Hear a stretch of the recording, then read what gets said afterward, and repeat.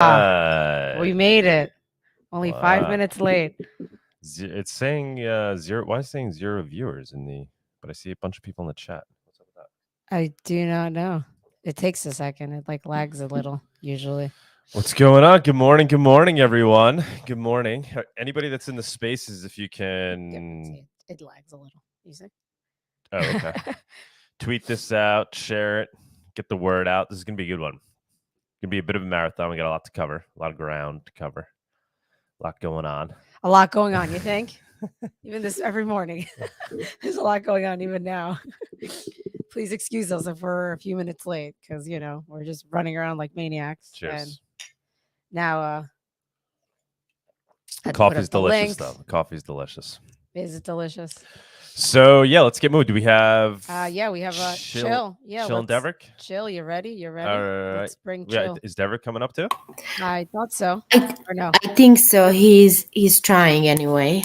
Okay. Well, good morning. Thank you so much. Good morning. I'm sorry. I know you're sleepy for her. I know. I felt bad. That's why I was like, let's get her on. Wow. Okay. Thank you, Chill. It's not that early, but I work late, so. Yeah, it's early for me. Early. Yeah. 3 hours behind us right now, right?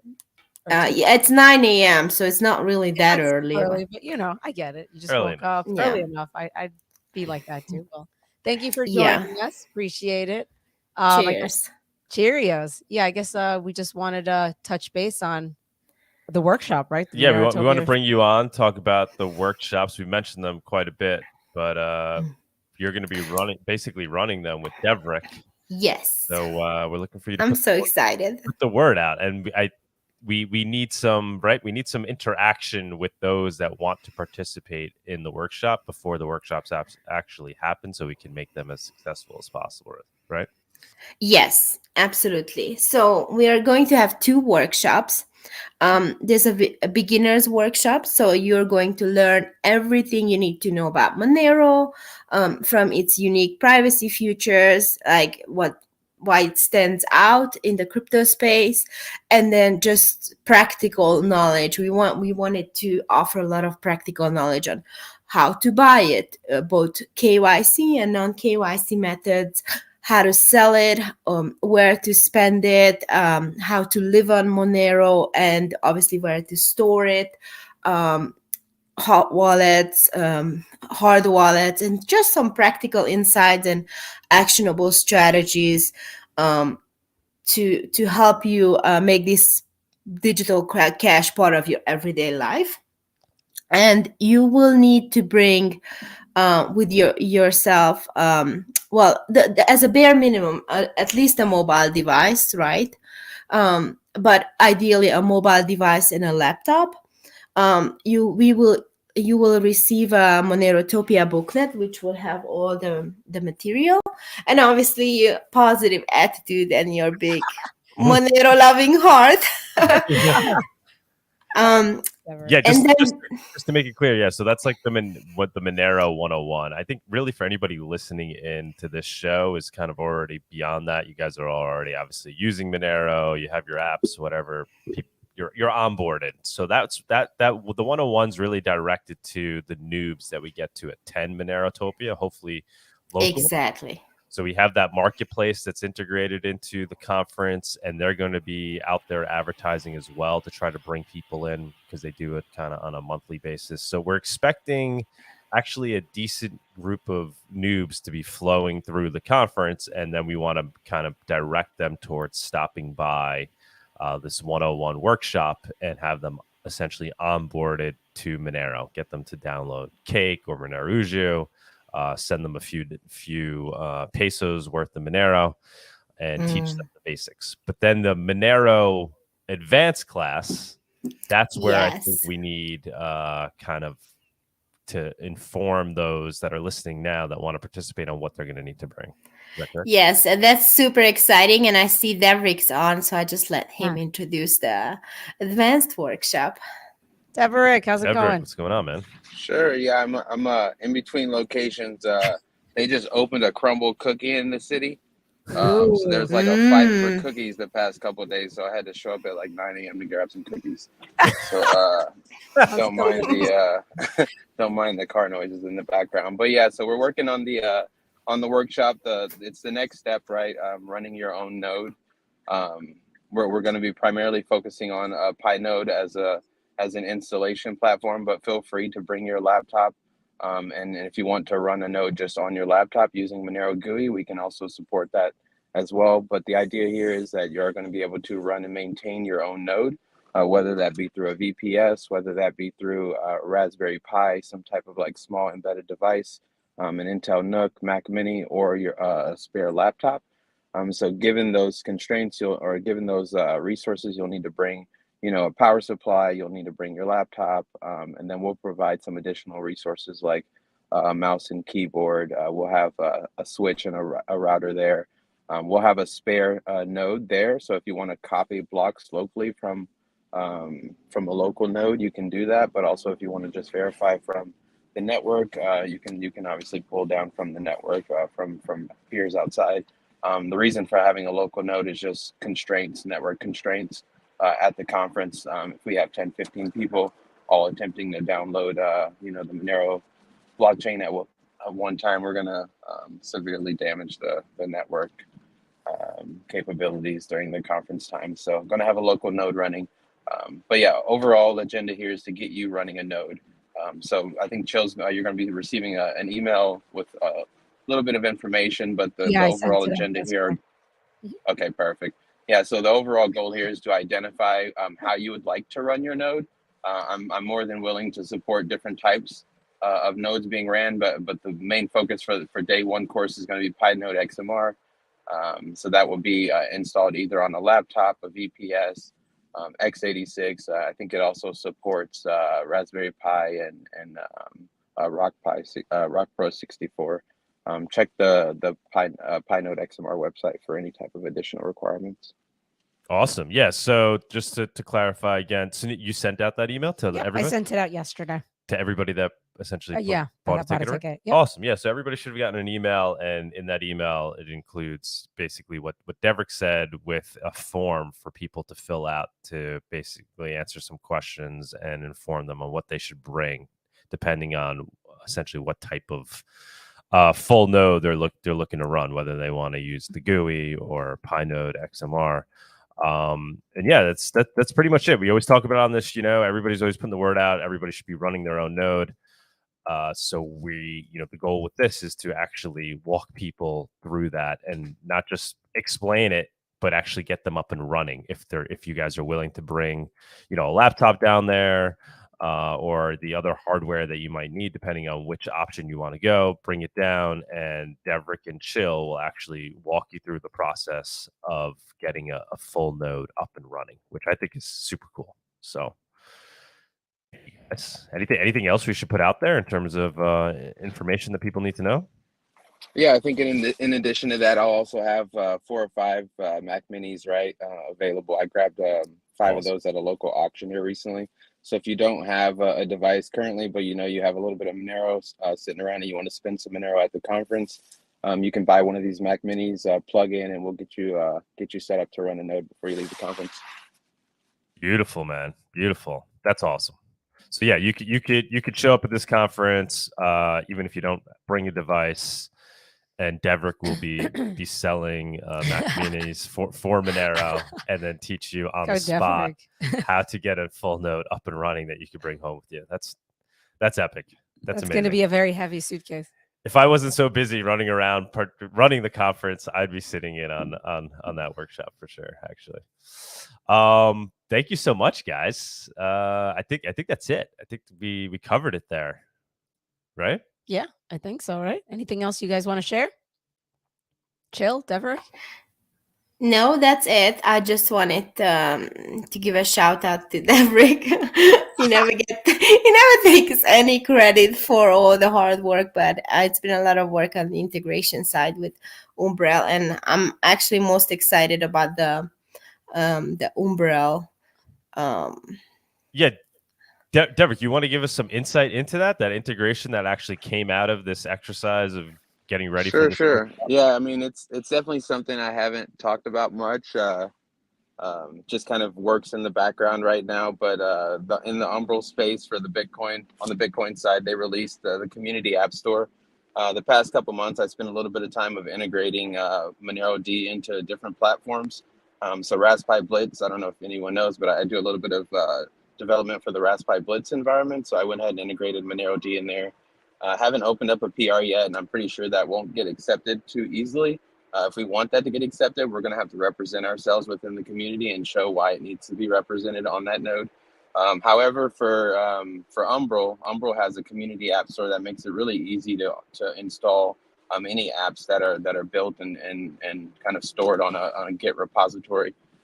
So I have a Git repo out there that currently is hosting BTC Pay. And it is the altcoin version of BTC Pay, which includes Monero D. So you could pull that down and spin up one-click install from Umbral, a Monero D node as well as BTC Pay. So a vendor could essentially have a one-click installation up and running for accepting payments for any type of like products or services they're looking to sell. And then we're going to continue that forward a little bit, I think.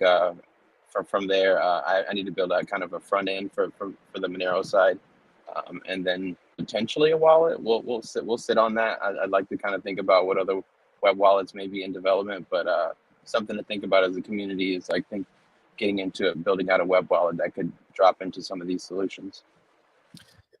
Derek, if you could just take a step back, explain what Umbral is in its most, for those that haven't even heard of that. Sure. Another similar one is Runtippy that Monero Bull pitched to me at one point. Umbral is what I would call a home server that just happens to run Bitcoin applications. So Umbral allows you to run things like Nextcloud. It's a self-hosted, self-sovereign type solution. One of the things you'll get as a critique against Umbral is their copyright that they have. They're not necessarily fully open source. That they don't want you essentially using their code and then repackaging and selling it as a product solution. But more than capable of creating open source products or services and using it on the Umbral or in the Umbral environment. So I think what I've worked at is looking at what else can we support outside of Bitcoin. Bitcoin was one of the first things that they focused on, but is not really a Bitcoin specific device. It runs things outside of the Bitcoin ecosystem. In my world specifically, I like to run Monero and Bitcoin. So I just wanted an implementation that could do both.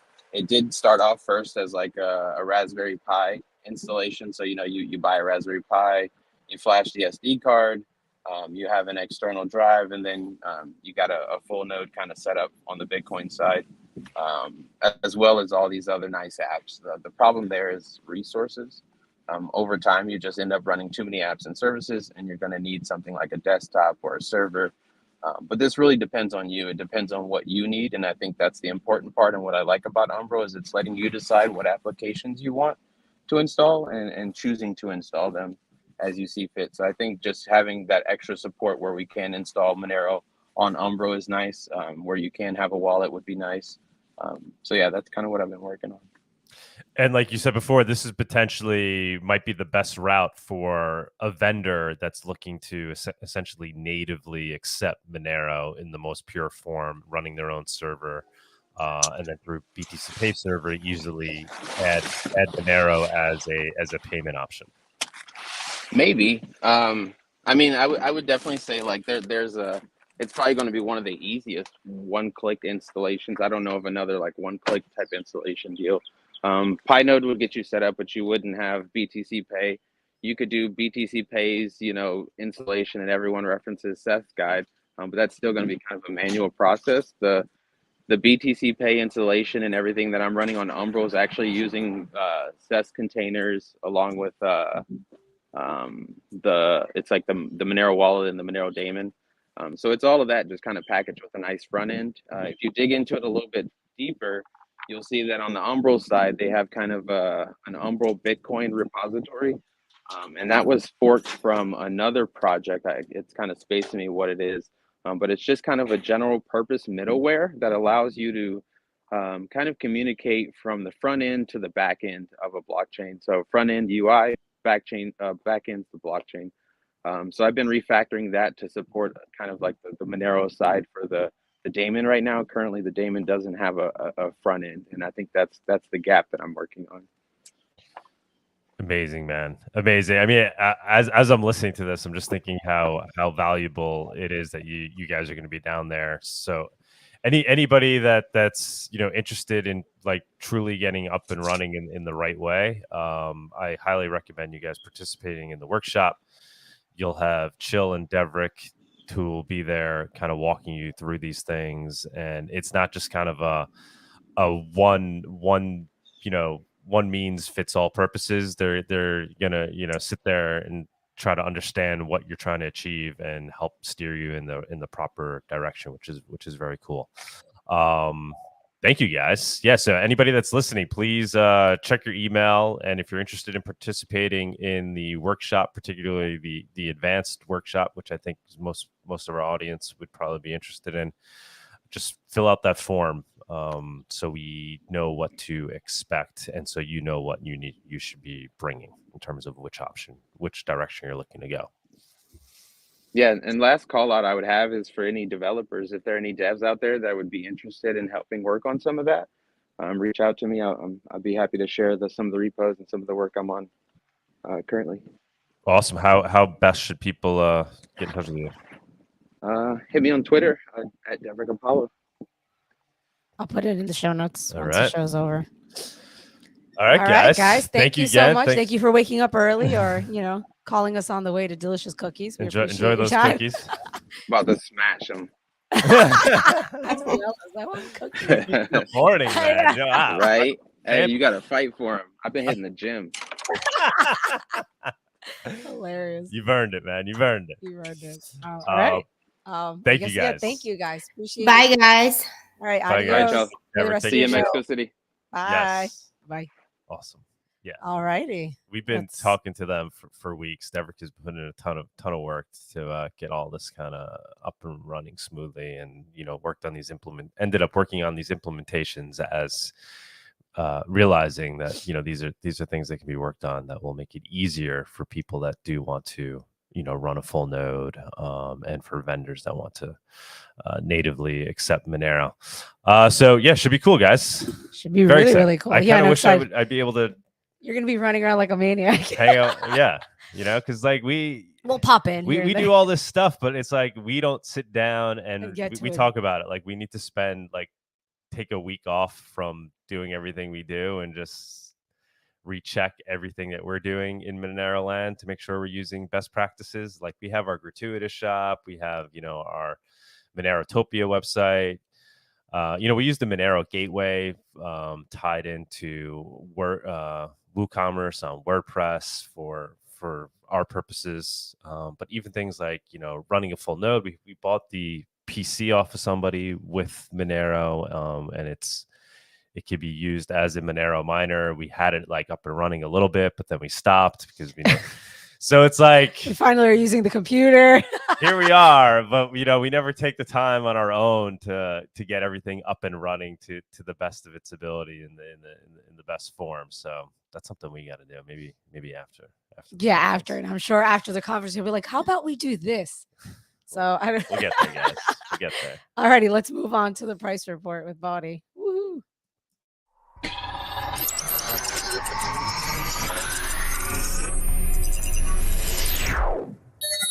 The Monerotopia Price Report segment is sponsored by Local Monero. Avoid using KYC exchanges. Buy and sell Monero directly for fiat, peer-to-peer. I love it. Hi, Bawdy. How's it going? Hey, happy time change day. I know. Oh, gosh. I know. It actually hit me more. I feel like I'm still tired because I was in Mexico last week. And now I came back to a time change. So. Well, we don't even have a time change here. It didn't happen here. I don't know, we're delayed or something. No, daylight savings time was last. Yeah, it was last Sunday. week. Yeah, last weekend. Yeah. So when I came, that's what I'm saying. I feel like kind of a little jet laggy. Okay. Yeah, you got me all like there's another. No.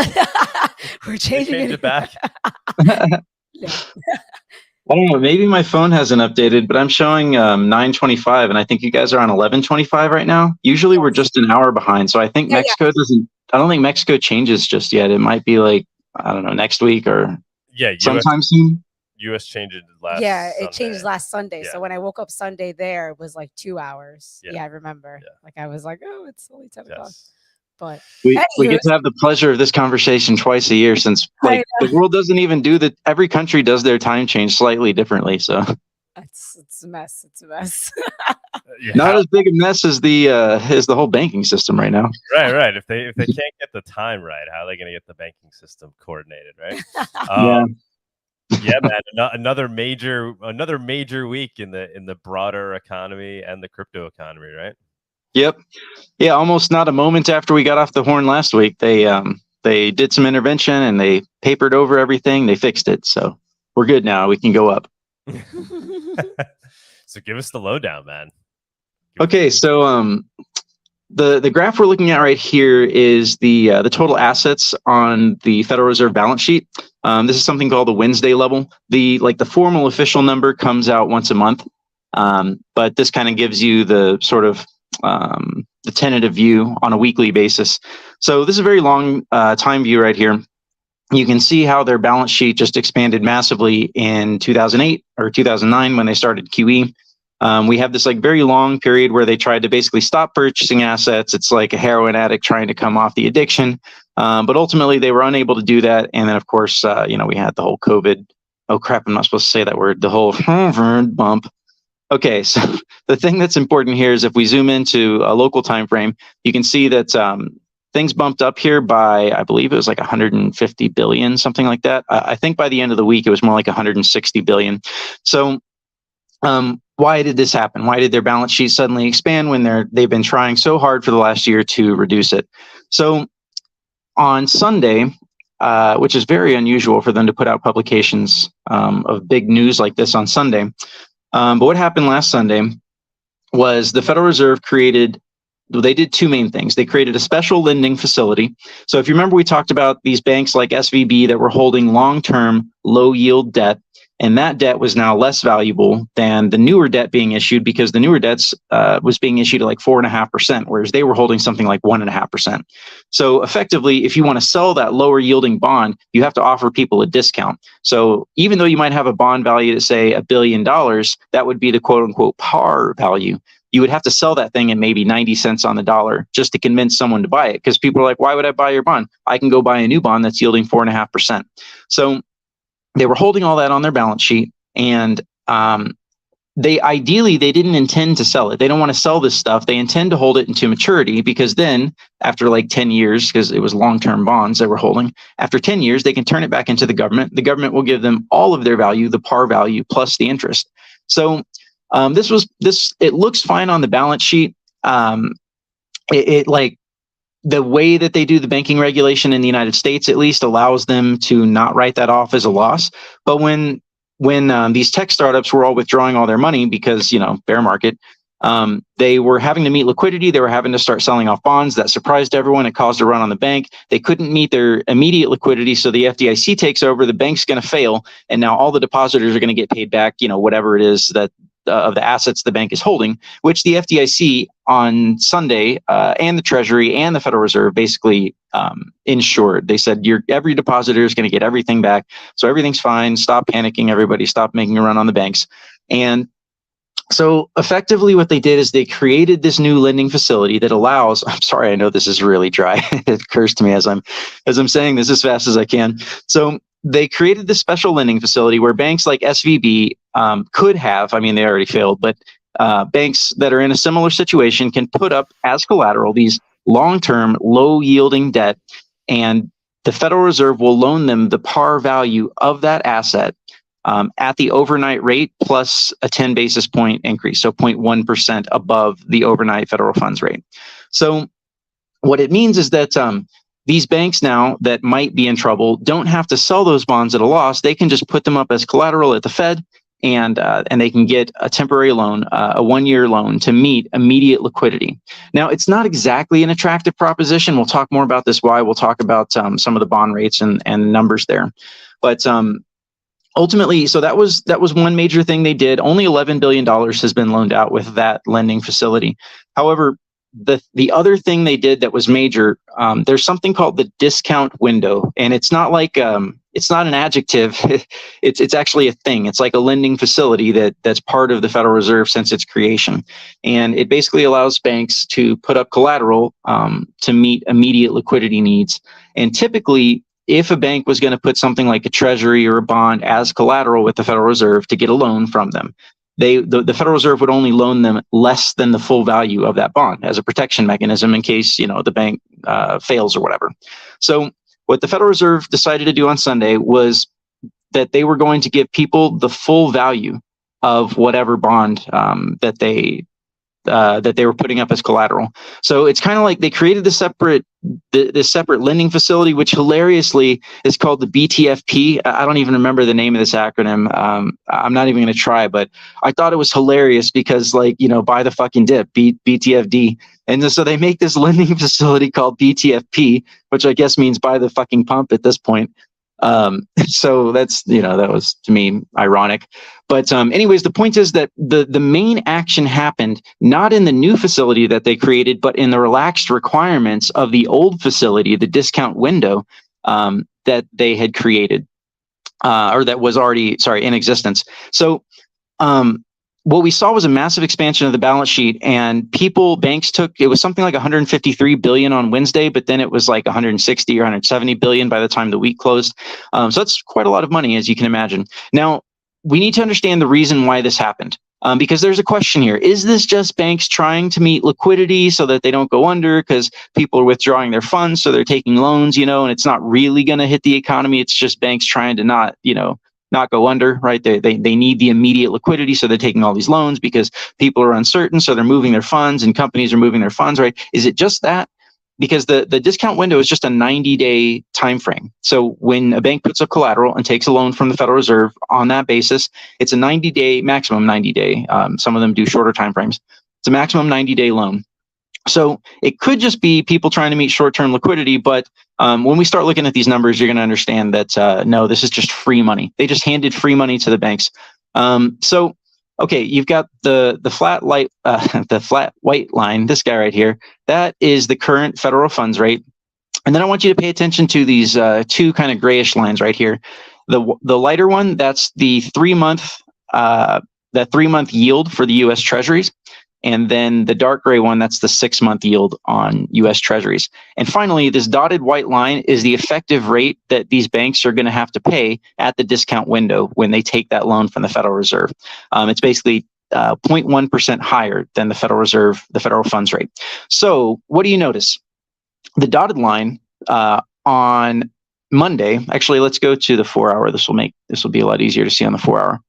So let's go to the beginning of the week, which would be right here, Sunday, Monday. Here we go.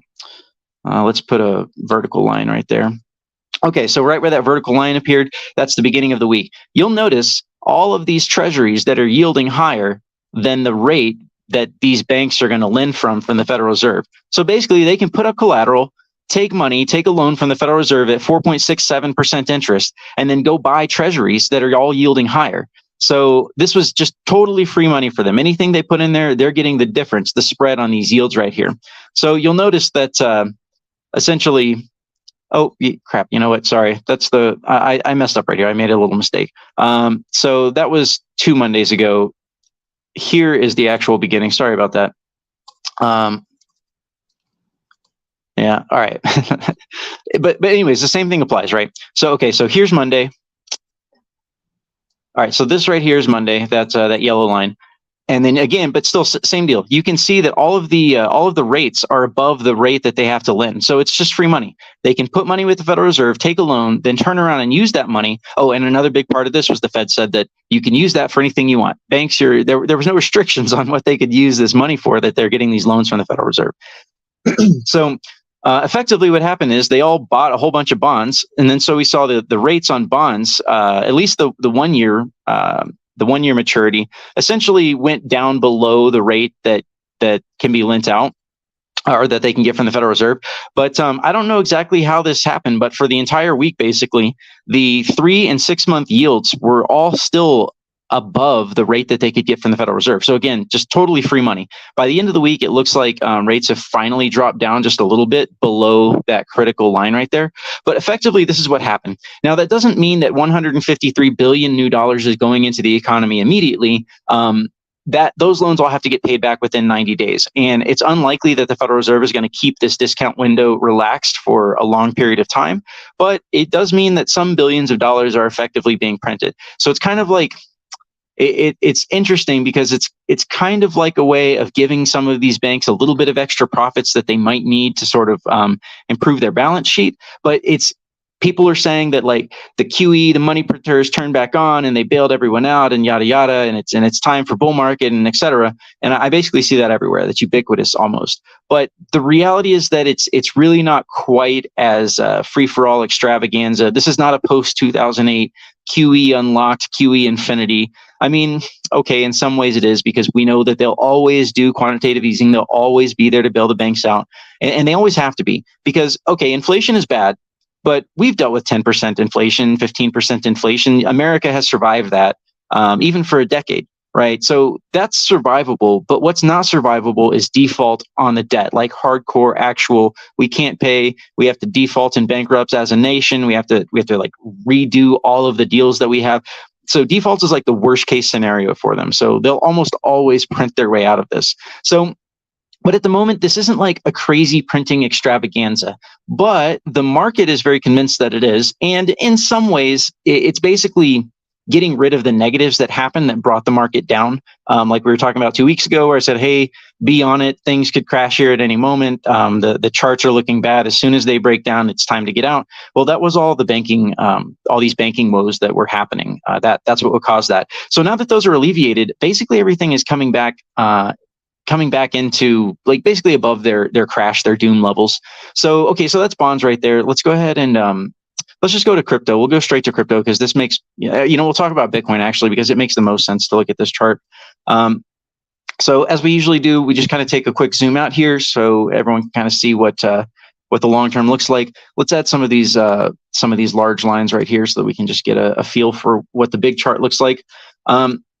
So we've got our bear trend, or our bear market downtrend line. We've got this very long uptrend line. Essentially, Bitcoin has recovered those levels. So, right, this bottom dotted line, that was the FTX doom level. That was an important level for us. And you can see that this wick down that happened on this past week basically brought us back to the bear market trend line and then bounced right off of it. Of course, it bounced off because of the intervention. So let's go to some shorter time frames and let's take off, or let's add the more local view here on our pleb lines. For a second, we'll just keep this looking slightly schizophrenic just so that you can kind of have a broader idea. We'll go to the 4-hour time frame so it's not too painful on the eyes. So again, right here, we're basically touching that bear market resistance, bear market. Well, it was resistance and then it turned into support, right? By bouncing off of this line, it turned into support and then basically regained the channel. And so now we'll take off, we'll remove the macro stuff or the long-term stuff. So basically you can see that we had this kind of like upwards channel that was, essentially defining the action for this year as things took off. So we broke that down and then immediately came back. There was the question on USDC. And as we talked about last week, USDC was never in any real trouble. Worst case, they might have lost $300 million. And then, but they make so much yield. They're so profitable for the past few years that they really were never in any danger. But at any rate, part of what drove this bottoming right here was the fear of USDC, that people thought, oh crap, USDC is going down, the banks are going down, I better get into real crypto now. And so that was a big part of really this part of the trend. And then when the Fed came out and, well, both the Fed and the Treasury and the FDIC came out and promised to backstop everything, that was basically game on again. And I tweeted about that in real time saying, hey, they bailed everyone out, right? Quote unquote bailed out. It wasn't quite as bailout as you might think in terms of like 2008, but they did do some intervention like that. We have to recognize that there was intervention that was done. I do think they tried to use a light touch. They tried to do as little as they had to. it is a bit shady the way that they just handed banks free money essentially on that interest rate spread. So do you think that initial, you're saying what kind of we pumped up was people moving to crypto as a safe haven asset because they had nowhere else to go, or is it just because they anticipated that the Fed was going to do some kind of whatever quantitative easing, or they weren't going to raise interest rates as fast, or potentially even pivot? Was the pump because of what anticipating what the Fed was going to do, or is it really potentially because of people seeing value in crypto as a store of value asset? I think it was a little bit of both, but primarily this part right here of the pump was driven by the fear that USDC was about to permanently depeg, because people were panicking. They were dumping their USDC. They wanted to get anything that they could. So Tether also bumped up higher than the dollar par value, but people were also buying all kinds of crypto with that. So that was a factor. I'm sure there was a factor about people being afraid of banking contagion. So they were probably also buying crypto with real US dollars. So there was like the fear component. There was also the, hey, I need to get into a real sovereign asset component. And I think both of those made up. And also, as you said, that people expecting that, well, the banks are going to bail everything out, the Fed's going to bail everything out. So everything will be fine, probably. So I think that's what made up this initial pump right here. And then essentially, so you can see right here on Sunday, it was right about here. That's right where the Fed came out with their announcement on Sunday. So after that, it's like, all right, this is game on. Like, they just bailed everything out. The only reason that we even did this whole dip down was because of SVB and the potential banking problems looming. So with that all gone, it's like, all right, it's back to game on, right? We just recovered the exact channel that we've been here for months now. So hopefully that answers your question there. Yeah, definitely. So we've got Bitcoin dominance is, if you remember a few weeks ago, we talked about how it looks like, Bitcoin dominance was kind of going vertical, or going parabolic, I should say.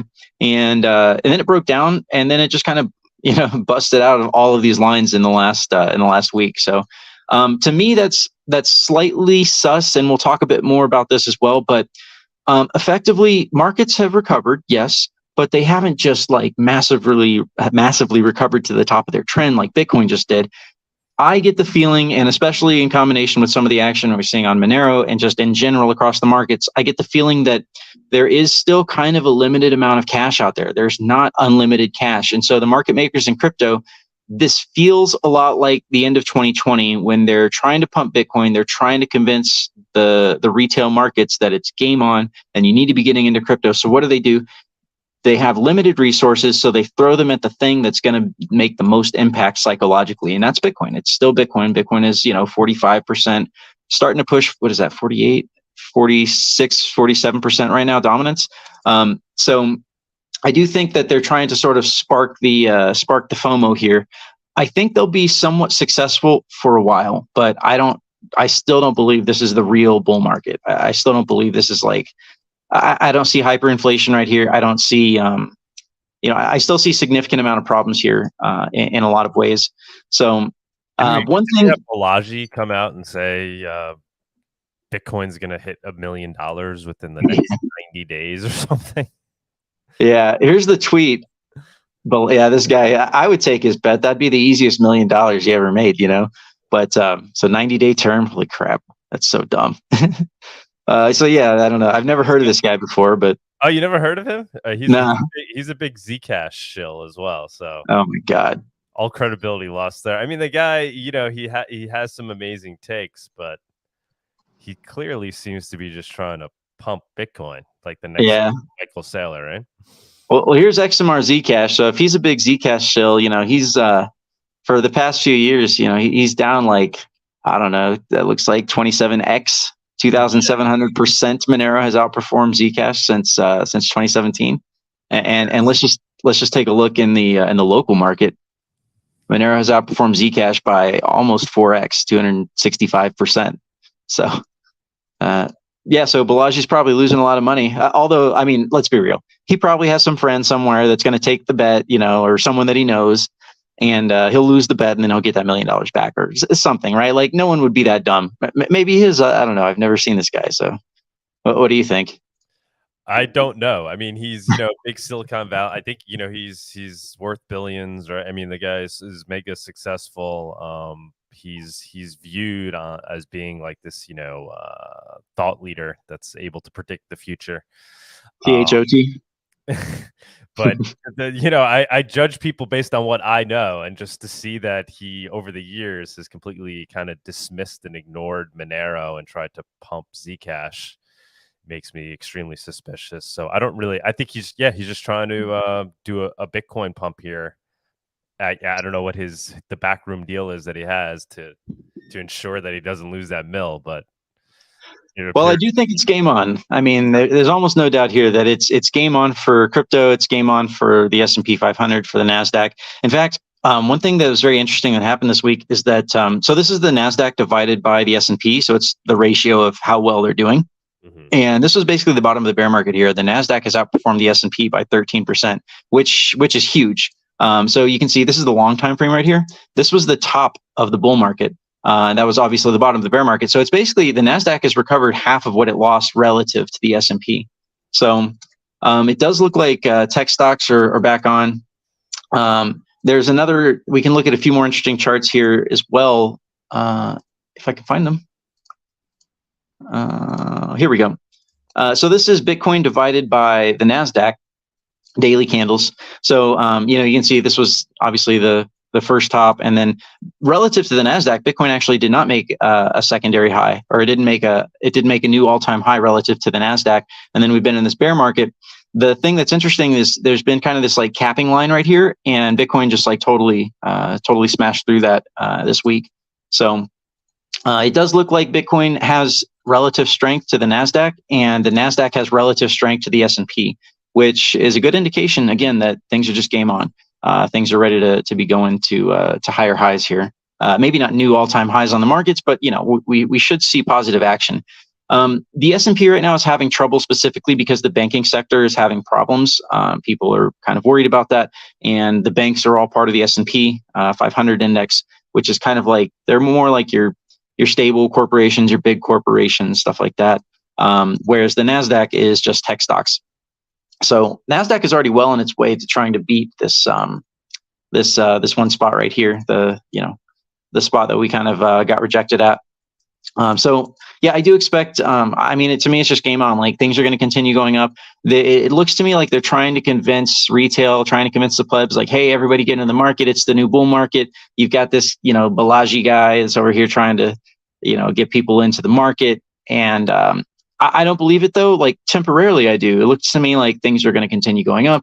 I'm basically almost totally in the market right here, but we still have kind of the same issues, the same problems. So for example, even though the balance sheet pumped significantly, you can't see it on this chart yet. But maybe, I don't know. I guess I don't have the Wednesday level. That's all right. Even though the balance sheet pumped significantly right here as of the past week, within the next 3 months, that should all get paid back. Now, I don't know if they'll keep rolling that. I don't know how long the Fed is going to keep this discount window open.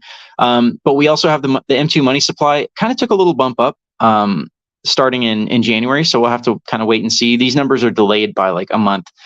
So for example, you can see the last numbers we have here are for January, and it's already March. So we're not even going to know what happened in February. Probably the M2 increased because the markets were going up.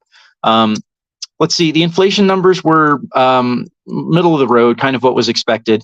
So the CPI came down as much as expected, but the core didn't come down. It was like slightly higher than they thought it would be. But it's still coming down, but you can see it's still kind of sticky. The core inflation is in blue here. And this is what the Federal Reserve actually looks at for making their decisions. One mistake I made last week is that I thought the Federal Reserve meeting was last week. I don't know why I thought that. Maybe I was looking at the wrong calendar, but at any rate, FOMC meeting is Wednesday of this upcoming week. So people aren't really sure what the Fed is going to do. The market has been schizophrenic in a lot of ways lately, but I mean, of course, that's what happens with banking failures. So the ECB is going to raise their rates, or apparently they did raise rates, and so now the Fed is like, well, okay, we've got inflation, so we have to raise rates, but we can't like kill the banking system. So should we really raise rates? But we can't look like wimps. We can't look ineffective and raise by zero. So I think probably 25 basis points would be maybe the target expectation there.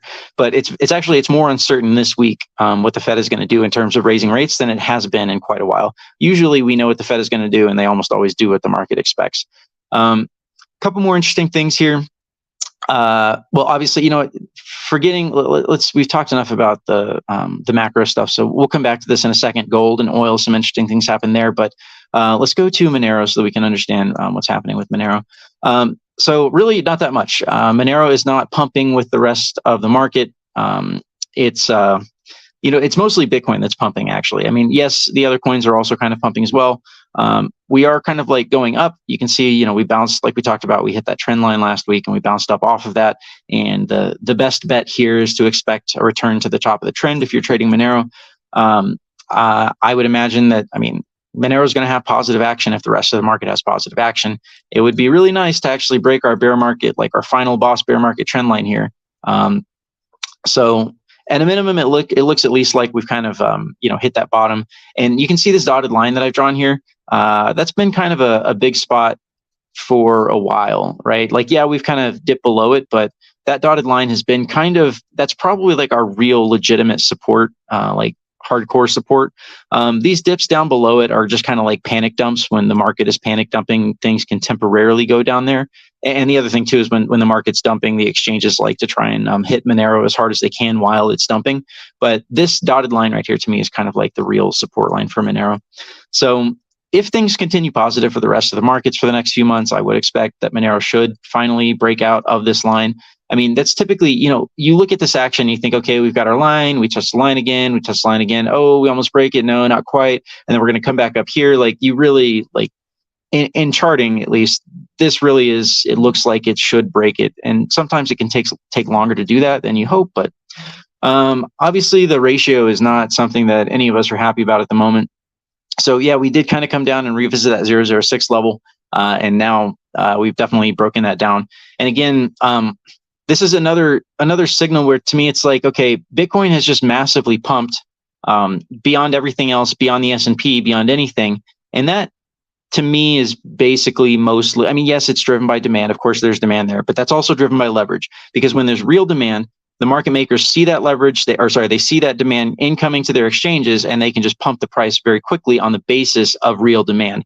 So that's what they're doing right now. Again, it's all the same story. In fact, it almost looks like the same kind of chart as when things were good here right before the bull market kicked off, and then kind of down here to the level you expect, a little bit pump, and then they just tried to crush it, right? Looks almost like the same thing, but slightly smaller. So, we did well, things were good. We came down here, thought, okay, that's a natural level to bounce off of, and then they just fucking crush it back down to the downside, at least on the ratio. Now, it's not that they're like, hey, let's crush the ratio to the downside. It's more like, hey, let's fraudulently pump Bitcoin with all this leverage that we have, so that so that we can convince the plebs that it's game on again. If we go out to the zoomed out chart here, it does look to me like these lines down here, this guy and this other guy down here, these should be pretty good holding points. I don't expect this is the real bull market, but so this is June right here. If you notice down here in June, so we could spend some time down here. It looks like playing with these lines, right? We'll probably get here, maybe come down to this bottom line again. That's what the TA would say on this at the moment. But these should hold. These should be very solid lines, especially since I don't think this is a real bull market. I do think that the macro still has problems. And as the bear market sort of reasserts itself, at least for a while later on this year, that should help Monero's price, because without all the leverage, without all the bullshit pumping all the other coins and pumping Bitcoin, once that has to unwind, Monero's price, its organic price, shines through relative to these other coins. So we've also got the money run coming up on April 18th. So for anyone that's not aware, it's basically last year we were sick and tired of Binance and others fractionally reserving Monero, lying, saying that they had Monero when they didn't. So we all got together and said, hey, on April 18th, let's all mass withdraw and make some purchases from Binance or really all the exchanges. It doesn't matter, Kraken, any of them. Withdrawing from any exchange helps significantly. And then, of course, in the month leading up to that, all of us are sort of front running it, doing it ahead of time. And then, of course, they all went down for withdrawals. Binance could barely keep their withdrawals open. So we do have a good chance to maybe stop this downtrend right here. Let's see, where was the money run last year? Let's see if we can place it. The money run was, so let's just go to the daily so we can see this better. So there's April. So technically April 18th was right here, but really people started, they kind of started doing this money run thing early, so like in March. So this pump right here was significantly based on the Monero run, the money run as we call it. So it's very possible that that we could get some kind of nice bounce. The only thing that I would say that's slightly a bummer is that, so while everything was crashing and the banking contagion fears were at max levels and everything was, you know, just doom, Binance in red here acquired a lot of Monero. They diverged their prices about 1% higher, 0.5% to 1% higher than Kraken, and then they did loads and loads of volume up there. And just to give you an idea of how much that really is compared to any other time in the past, zooming out here, let's see, that would be, yeah, that's February. Oh, let's go to the 15-minute chart so we can look back a bit farther. Yeah, okay, so we're going all the way back here to December of last year, and you can see that this is just a huge spike up. Binance just did a massive spike up, which means to me that they acquired a lot of Monero. So again, continuing to go back, this is October, September. The only other thing that we've seen that was kind of like this was when OKX diverged their prices and did a lot of volume. Even as Binance simultaneously went to the downside, I'm not quite sure what to make of that, but I do think they're probably in some kind of cooperation. But the point of this chart is to say that it does look like Binance has acquired a reasonably decent sized stack of Monero, and they can probably use that to try and not look like complete liars again, like they did last year during the money run. So, but still though, like we want to drain that liquidity from them. We want to get the word out. Because there's still people that don't know. I see it on Twitter. I see it on Reddit when I'm on there now. I'm not on Reddit too often anymore, but I see this everywhere. People are still like, a lot of people do think Binance is still legitimate. So we do need to get the word out. There are probably still Monero hodlers out there that think that Binance is fine. So yeah, I mean, money run full steam ahead. It'll be the 1 year anniversary. April 18th is also the birthday for Monero. So they've got this huge stack of Monero. You can see that they've kind of been in negative price divergences ever since. Let's see here. Yeah, so they kind of, after they like acquired that, they kind of went down to the downside a little bit, but really this isn't like anything too major. So anyways, yeah, just know that's out there. We've got the ratio that's probably going to have to come play around these very long-term support lines. It's kind of a bummer, you know. What are you going to do? Monero ETH, same kind of story.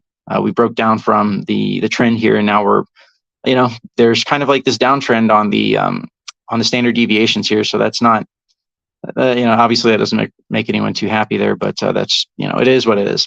So last thing is we'll close things out with gold, oil, and a little bit of macro stuff. So gold took some pretty major bounces. You know, if you remember, we kind of came up here, and my thinking was that we would end up to the top side of this, and gold kind of surprised me by taking this big pullback, and it pulled back even farther than I thought it would, even as the rest of the markets were pumping. But, you know, with banking fears, people think, hey, I need a sovereign asset. You know, gold, they recognize in 2008, yes, gold pulled back with the rest of the market when it crashed, but it stopped sooner, it recovered faster, and then it went on an epic run from 2008 to 2011. So my guess is people, that's still, quote unquote, fresh in investors' minds. So gold took a really big pump here.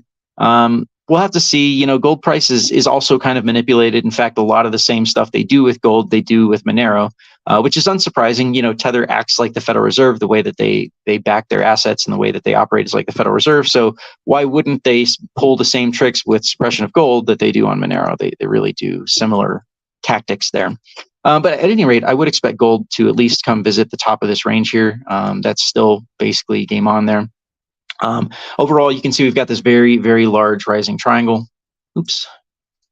We got this very large rising triangle here. And this is going to break to the upside at some point. The question is when. It's a very long time frame. You can see that these lines don't even meet until 2025.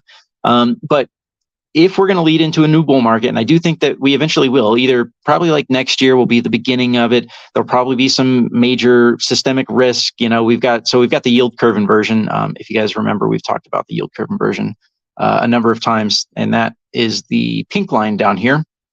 Let's quickly go to the weekly view just so we can take a quick view at that. Essentially, this is kind of my own, the pink line is my own sort of proprietary calculation. I mean, it's not anything cosmic, so it's not like intellectual property, but at any rate, it subtracts all of the different yields from all of the other different yields to get a big, broad view of how overall inverted is the market. And we basically got more inverted than we ever have been since the 1989. And this has always signaled a recession. I think like maybe one time a yield curve inversion did not signal an upcoming recession, but it can take years. It really can. One of the things that I'll be looking at is you can see the white line here. The white line is the federal funds rate. And the thing before the markets start crashing is the federal funds rate gets totally above all of the rest of the rates. And then everything just starts like diving down. Everyone starts panicking from stocks back into bonds. So you can see that happened over here in 2000. It happened in 2008. And we're basically, we are in the path to make that happen right now. This, the federal funds rate, if they raise again, right, they'll probably raise again here. So the federal funds rate will end up somewhere here, maybe here. Meanwhile, all these other rates are down here. So we're kind of looking at a similar situation as we saw right here. But again, keep in mind that that's 2006 all the way to 2007. Let's see, that's May of 2006 to July of 2007. So this can last a year, right? There's no reason that the markets have to crash now. There's no reason that recession has to hit immediately. But this is a concern. This is a long-term concern. We do have the Federal Reserve still selling off their balance sheet overall and still raising rates. So like the piper will come back to be paid later on this year. But at least for now, I still think it's game on and markets are going up. The very last thing that I want to show you here that's just interesting is that oil broke down from this channel. So remember we talked about, we basically kind of we want oil to be steady. We want it to be, we want it to stay in this channel. We don't want it to be doing crazy moves to the upside or downside. We want things overall for the markets to we really don't want to see it break down, but maybe this is kind of a good thing, because if you remember, we also said, if anything, we would prefer that oil bias slightly to the downside, because that will help to reduce costs for producers, which ultimately will bring the inflation down, which ultimately gives the markets the opportunity to, to pump again, because the Federal Reserve, hopefully doesn't have to be so severe. So oil did break down from this. The chart would suggest that, we have further down to go. Maybe like kind of this area right here would be a target. So yeah, that's just, I don't know, something to keep in mind there. It's not really too relevant to us, but it's a data point you kind of tuck away in your mind. So and then the overnight repurchase agreements are kind of just still trending sideways. I'm not really sure what to expect with this chart. Probably just continued sideways trend. Probably just kind of playing in this area right here. At this point, I'm not expecting this to break to the downside anymore. I thought it might for a while, but I don't know. Who knows, right? It could potentially, but at any rate, yeah, that's the price report today. A lot of stuff to talk about. Hopefully, I didn't fly too fast on this one. A lot of things, man. A lot of stuff. Great job, man. Very, very comprehensive. Cool. And I guess we'll see what happens this week. Stay tuned. Yeah, there's no guarantees that things pump, immediately, but overall, like for the upcoming weeks and or months, it does look like we should see positive action. So you touched upon the money supply. Wasn't there some kind of like a kind of a new low that was hit with the money supply? But I guess it bounced back up. Yeah, so this is the M2 money stock right here. It's basically all, so M2 is all of M1 money plus, so M1 is cash and coins and checking. So basically like immediate demand deposits. M2 is all time deposits of less than 1 year plus all of M1. So it's kind of like all of the liquid cash available in the market, or liquid dollars available in the system. So we've basically been on a downtrend, you can see, since, what would that be? Really since 2022, right? So that's actually March of 2022. It's been on a downtrend. So we saw kind of this tick up right here, but this is all delayed. You can see the last data that we have is from January. So, we're over here in March, and we don't have any of this data yet. So I need to try and look this up. That I haven't been able to find a Wednesday level, like a weekly report on the M2 money stock. Like for example, you do see that here in, actually, let's go over here. So you do see that here in the total assets on the Federal Reserve balance sheet, which is different from the M2. So this is shot up. I assume that will be reflected in the M2 money as well. I have to believe that because of the relative bullishness we've seen over the past couple months, and then now the recent action on the Federal Reserve balance sheet, I have to assume that this is going up. there's got to be some kind of like weekly report on this number. I just haven't been able to find it yet. So if anyone out there like knows what that is, please hit me up. All right, man. Thank you so much. We're gonna quickly move ahead because we still have a very long show, ahead of us. It's like our conferences. We got the whole mOrdinals NFTs on Monero topic to cover, which hopefully Bawdy, you can stick around for that. That's going to be, I'm sure. I'll try. I might actually be able to now with the time change. I have an extra hour with you guys that I didn't think I had. So yeah. Awesome. Awesome. Okay, great. So stick around. All right. Thank you so much, guys. Bawdy. We'll see you. Thank you. Bye-bye. Talk to you later. Thank you, Bawdy. All righty. All right, we will try to quickly do the news.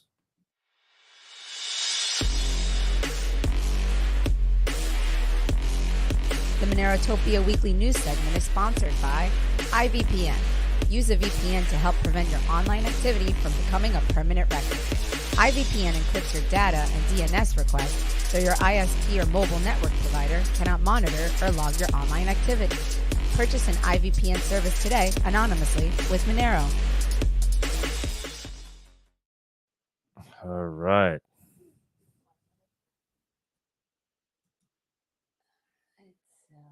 Oh, hold on, guys. Sorry about that.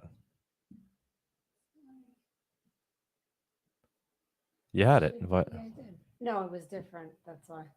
Oh, sorry, guys. Give us 1 second.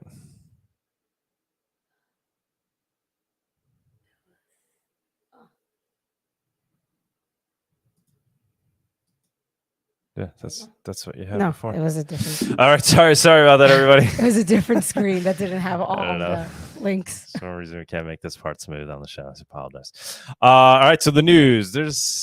We could do like there could be a whole separate podcast just on what's going on in terms of CBDCs and all that jazz around the world. I mean, it's just ramping up week to week. It's getting insane. First story, European Parliament votes to form final law on EU digital wallet. Introduced in 2021, the European Digital Identity Framework aims to enable and protect the digital identity of EU citizens. So this isn't a CBDC story. This is a digital wallet story, digital IDs.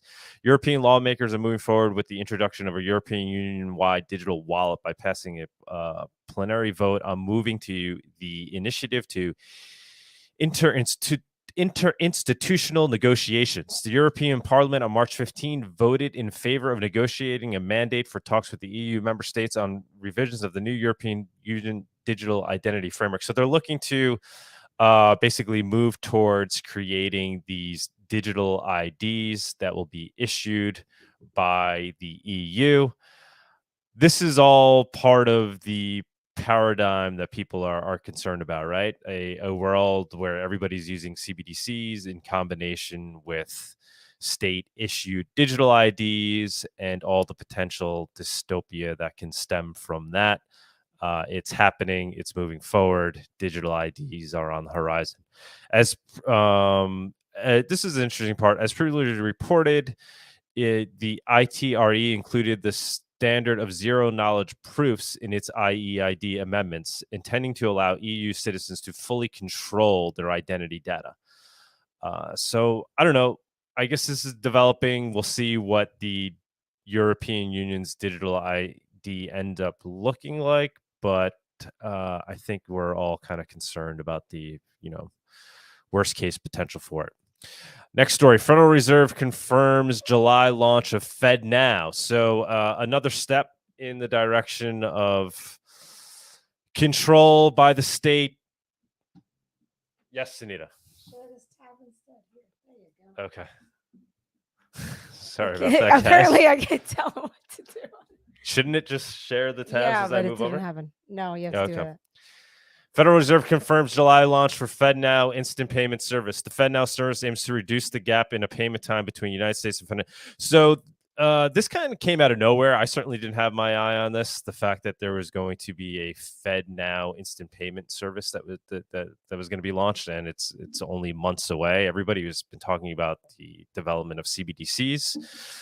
Meanwhile, they've been developing and are about to launch a FedNow instant payment service. The United States Federal Reserve has confirmed a July launch date for its long-awaited instant payment system, seen by some as an alternative to central bank digital currencies and stablecoins. The instant payment network will settle payments in seconds and can support some transactions between consumers, merchants, and banks. It does not rely on blockchain technology. So this isn't a CBDC in any way. It's a significant step for the government that is controlled by the Federal Reserve. Clearinghouse RTP network, which also offers real-time payments, is operated by a consortium of large banks. According to the March 15th announcement, the U.S. Fed said that the debut of the FedNow is set for July, with the U.S. Treasury and a diverse mix of financial institutions of all sizes ready to use the network from launch. Nick Carter chimed in, if you like bank runs in the age of social media, you're going to love bank runs in the age of FedNow. So with FedNow being in place, there's a concern that people will be able to directly, essentially, or pull their money out of the system. FedNow was announced in 2019 and will provide around-the-clock real-time gross settlement for funding commercial bank money from a sender through a Fed credit account to its recipient. It also has built-in features such as fraud risk management. Following the official launch, the Federal Reserve outlined that it will push to onboard as many as financial institutions as possible in order to increase the available of instant payments. I don't know, guys. I don't really know much about this. It's interesting to see how quickly it's developing and how fast, but the Fed is basically implementing a system that's going to allow them to, issue money directly to the banks and institutions that will be participating in the system in a direct and instant manner. And we will see what it leads to. It's not to be confused with the CBDC, but I guess the concern is that maybe this can be what the Feds hope the CBDC would be. We're seeing pushback against the concept of CBDCs. We're hearing voices in Congress that are opposed to a CBDC that would be launched by the Fed. And so, in turn, the Fed is launching this, and does it then evolve into essentially effectively a CBDC, so not blockchain based, but does this effectively become the direct to Fed system that ends up tying in wallets that end users, people are using to directly interact with the Fed? I don't know, but maybe that is the direction things are going. To that end, we had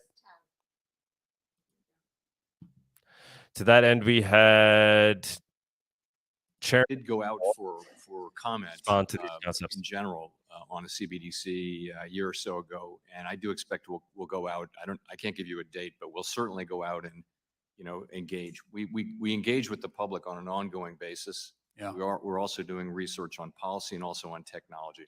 That's what we're up to. I'm aware of the Boston Fed has a partnership there. The Hamilton project over there with the folks from MIT Media Lab, they're doing a great job. But it says here that the discussions would include technical experimentation. I was just wondering, at what level are you talking about making decisions on architecture for a CBDC, a retail CBDC? We're not at the stage of making any real decisions. What we're doing is experimenting in kind of early stage experimentation. How would this work? Does it work? What's the best technology? What's the most efficient? We're really at an early stage but we're making progress on sort of technological issues. The policy issues are equally important, though. We haven't decided that this is something that the financial system in the country want or need. Right. So that's going to be very important. Right. Well, I think I speak for the chairman as well. Would love to have more dialogue with the Fed on that, and maybe bring in the folks from MIT as well, and just make sure that Congress and this committee is as up to date as others. Let me switch over to FedNow. There are some champions of digital currency and stable coins in particular that continue to cite the need for faster payment systems. However, as was earlier mentioned, the FedNow is a service that the Fed is working on to finalize that will allow for instant payments between bank accounts. And the Fed has a target release date for FedNow between May and July, which is right around the corner. Do you see any reason why cryptocurrencies would provide faster payments than the FedNow system? And would this offer, with the transparency of FedNow, would it offer distinct advantages over some of these stable coins that are touting faster payments? What FedNow will do is it will enable all the banks, any bank in the United States, not just the big ones, to offer instantly available funds and real-time payments to their customers. That's what it will do. So that's a great thing. A CBDC, I think you're asking whether a CBDC would serve some of that, but a CBDC is going to be years in the evaluation. And, I think we can get this into the hands of the public very quickly. And I think we'll have real-time payments in this country very, very soon. And so that's a good thing. It is. I do have an overriding question, and that is, before the greenback, everybody had their own currency. You had rail companies, you had coal companies, you had, state banks that were authorized to issue their own currency. But when the greenback came out, all of those various currencies went to zero because everyone had, because the greenback had the full faith and credit of the United States behind it. I'm worried about a lot of these stable coins and other cryptocurrencies. Do they go to zero when we come up with a CBDC that has the full faith and credit of the United States behind it? And we've got thousands of these out there, and you've got people investing millions and millions of dollars in these, well, trillions right now. And I'm just thinking, if we had those advantages built into a CBDC, wouldn't those alternatives go to zero if they did not have the transparency and the full faith and credit that we enjoy? So certainly unbacked cryptocurrencies that don't have any intrinsic value, but nonetheless trade for a positive number, those I've never understood the valuation of those. Stable coins are actually, many of them are really, they're drawing on the credibility of the dollar. They have dollar-based, they're dollar denominated mainly, and they have dollar-based reserves, although we don't know what's in the reserves because there's no regulation. Gentleman's time has expired. The gentleman from Missouri, Mr. Lukemeyer, is recognized for 5 minutes. Unbacked stable coins, bad. That's the putting into the category of that's or unbacked cryptos, bad. Cryptos that have no native value. Things like I guess Bitcoin and Monero are bad. CBDCs coming to the rescue, replacing what we're currently seeing as the stable coins that the market is providing. And at the same time, we have the FedNow system that nobody saw coming. That's going to be in place with a matter of months. That isn't a CBDC, but is going to make it a lot more efficient for the Fed to essentially interact with banks, sending money instantly. I don't know. I guess we could save this for the spaces. I don't really know what to say at all. This is all moving very fast. I mean you could see the Congress itself doesn't really have a good handle on what's going on here. The Fed is just charging ahead now with its FedNow system. CBDCs seems to be a long way out. FedNow is being slipped through the door overnight. So we will see. We'll see what all that all means. Perhaps one of the most staunch, adversaries to the implementation of a Fed CBDC, central U.S. CBDC, is Congressman Tom Emmer. He's been very vocal. He's been vocally opposed to the concept of the Fed creating a CBDC. He doesn't think that, essentially the Fed should have the power to do so. He recently had some interesting words to say about all this. Submitted online anonymously, and then that's going to be the one question quota that I was given. This is, I think I like this one. Here we go. The Fed is clearly, I'm just reading this, okay? The Fed has clearly indicated that a decision to issue a CBDC would be a decision for Congress, and that it has no intention of issuing a CBDC without authorization from Congress. Therefore, why do we need a bill to tell the Fed to do something, to tell the Fed to not do something it was never planning on doing? It was never planning on doing. Whoever sent that in, I really appreciate it, and I understand their logic. But they are assuming that there are good actors in this space, and that what they are hearing from these unelected bureaucrats who are saying there's nothing to see here. It's all good. We need to have permission. It's interesting. The Federal Reserve issued some documents recently that my staff was provided.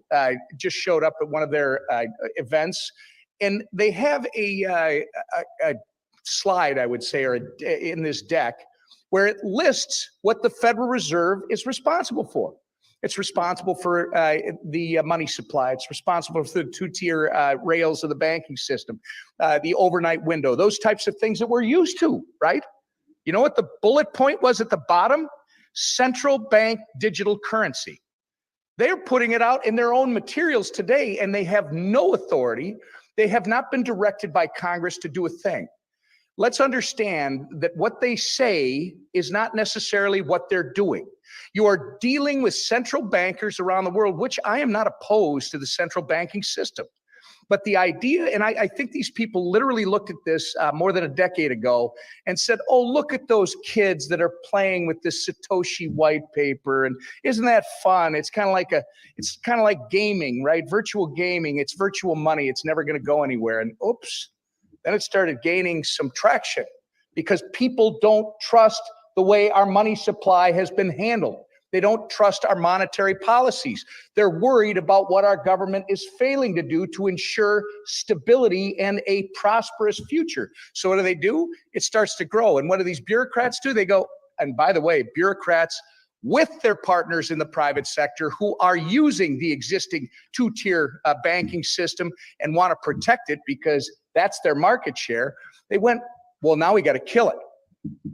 And so they started taking actions to try and knock this train off the tracks. And they found out much what the Chinese found out. By the way, Chinese, you can't mine. They haven't been able to shut it all down. If they can't shut it down, nobody's going to shut it down. So they realized at some point, one, it's here and it's not going away. Two, I can't shut it down. So guess what I'm going to do now? I'm going to swallow it up and make it part of what we run, because then we will control it. That's the innocent way of looking at it. The not so innocent way of looking at it is when people say to me, yeah, I know what you keep saying about the digital yuan and how they use that to control the population. They turn your card on, they turn your card off. You have the outbreak in Wuhan, you can't pay for a hotel room, you can't buy transportation out of there. In fact, they will tell you when you can go to the grocery store because they'll turn on your card. That will never happen here in the Western Hemisphere. Anybody familiar with Justin Trudeau and what he did to shut down the protests up in Ottawa? He did exactly that. And again, I appreciate the question. I appreciate that somebody is asking what is legitimate. You know, if Congress has the authority and they're the only way that this can happen, well, if you want to just assume people are going to do the things that you expect them to do, you do that at your own risk. I look at it this way. They are already moving in this direction. They already have friends of ours, people who believe in individual liberty and freedom, the right to self-determine, who think this is a good idea. I just want to remind you two different things, but in the early 1970s, they created something called FISA courts. These were special courts that were created by Congress for what? To surveil foreign nationals that might be up to no good on American soil. And you know what the argument was made back in the 70s? I wasn't there. I was a kid. I was actually having fun. The argument back then was made, it will never be used to spy on American citizens. I rest my case. Thank you. Thank you, guys. Enjoy it. All right. So Tom Emmer coming out strong. I think he recently issued a letter as well to that effect. staunchly against the issuance of CBDCs by the Fed. It's all shaping up to be quite the battle. The Fed versus people like Tom Emmer, who are sounding the alarm bells to what the potential of a CBDC might mean in terms of essentially taking away some people's basic rights, and pointing to examples of where we're already seeing it in China. I don't know. Nobody knows where all this is going. I think what's most interesting is we're basically seeing a competition over, what the future of money is going to be, right? So it's things like Bitcoin and Monero versus CBDCs, which are being issued by the central banks. And then you have, those that are looking out for citizens' rights, like Tom Emmer, that are fighting against these centralized issued options versus allowing true open source protocols to be adopted. And there's obviously going to be winners, there's going to be losers. I think the end of the day, there's going to be some combination of all, right? We're going to have CBDCs. They're going to be here. We know for sure that true crypto, blockchain based crypto, is not going away. They're going to exist for sure. What the environment, the end result, is going to look like in terms of which things are used the most and where the power really lies, nobody can determine at this point. But obviously we're rooting for things like Bitcoin and Monero.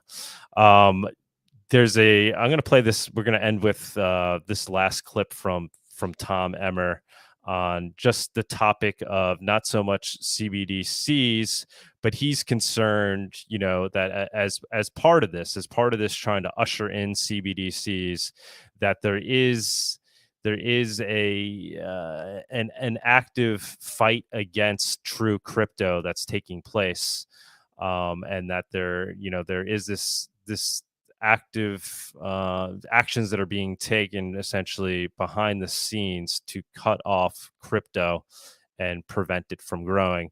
What we've seen in the last week is if anything, is perhaps having the opposite effect. But I think it's an interesting theory.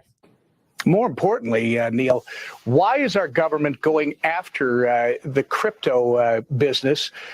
Signature, they initially announced that the issue was they were banking crypto and making loans. They weren't. They were just banking crypto, and even the New York Financial Services Department, the head of that, has acknowledged crypto had nothing to do with Signature. Barney Frank, the former chair of the House Financial Services Committee, has said it appears that this is an attack on crypto. In fact, two sources have told Reuters that anybody who buys Signature has to agree they will not bank crypto. So it's really interesting, Neil. More questions to be answered. If you look at the Fed, which just announced that this summer it's going to release or going to kick off its FedNow program, which is a payment system that would settle payments within seconds. It's interesting, is our government competing with the private sector right now? And are these banks that are banking crypto actually the target of their angst? That's a fascinating, laying out that theory right there, right? So the government is competing with the, private industry. Crypto naturally is blossoming out organically, but the government is taking steps to try to put a cap on it, and Tom Emmer is on top of it. So that's exciting. It's promising to see that we have somebody like Tom Emmer out there. Whether you agree with his other policies and things that he speaks of, at least he's out there staunchly speaking out against the government's attempt to squash true crypto and not allowing to compete in the open market. So that is the end of the news for today. We have other stories, but for the purposes of keeping the show moving ahead, we're going to move on to the dev segment. All righty, let's do this.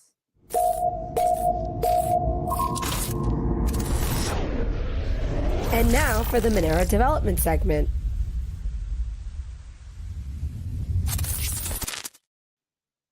There you go. We made a new one. It looks great. Good job. A great job. I love it. DGoon, what's up, man? Hey, how you doing? So we got DGoon, who's going to cover the topic of mOrdinals, kind of give us a quick overview, and then we have a bunch of few other heavy hitters that are going to jump up and give their insights. We have Justin, we have XMR.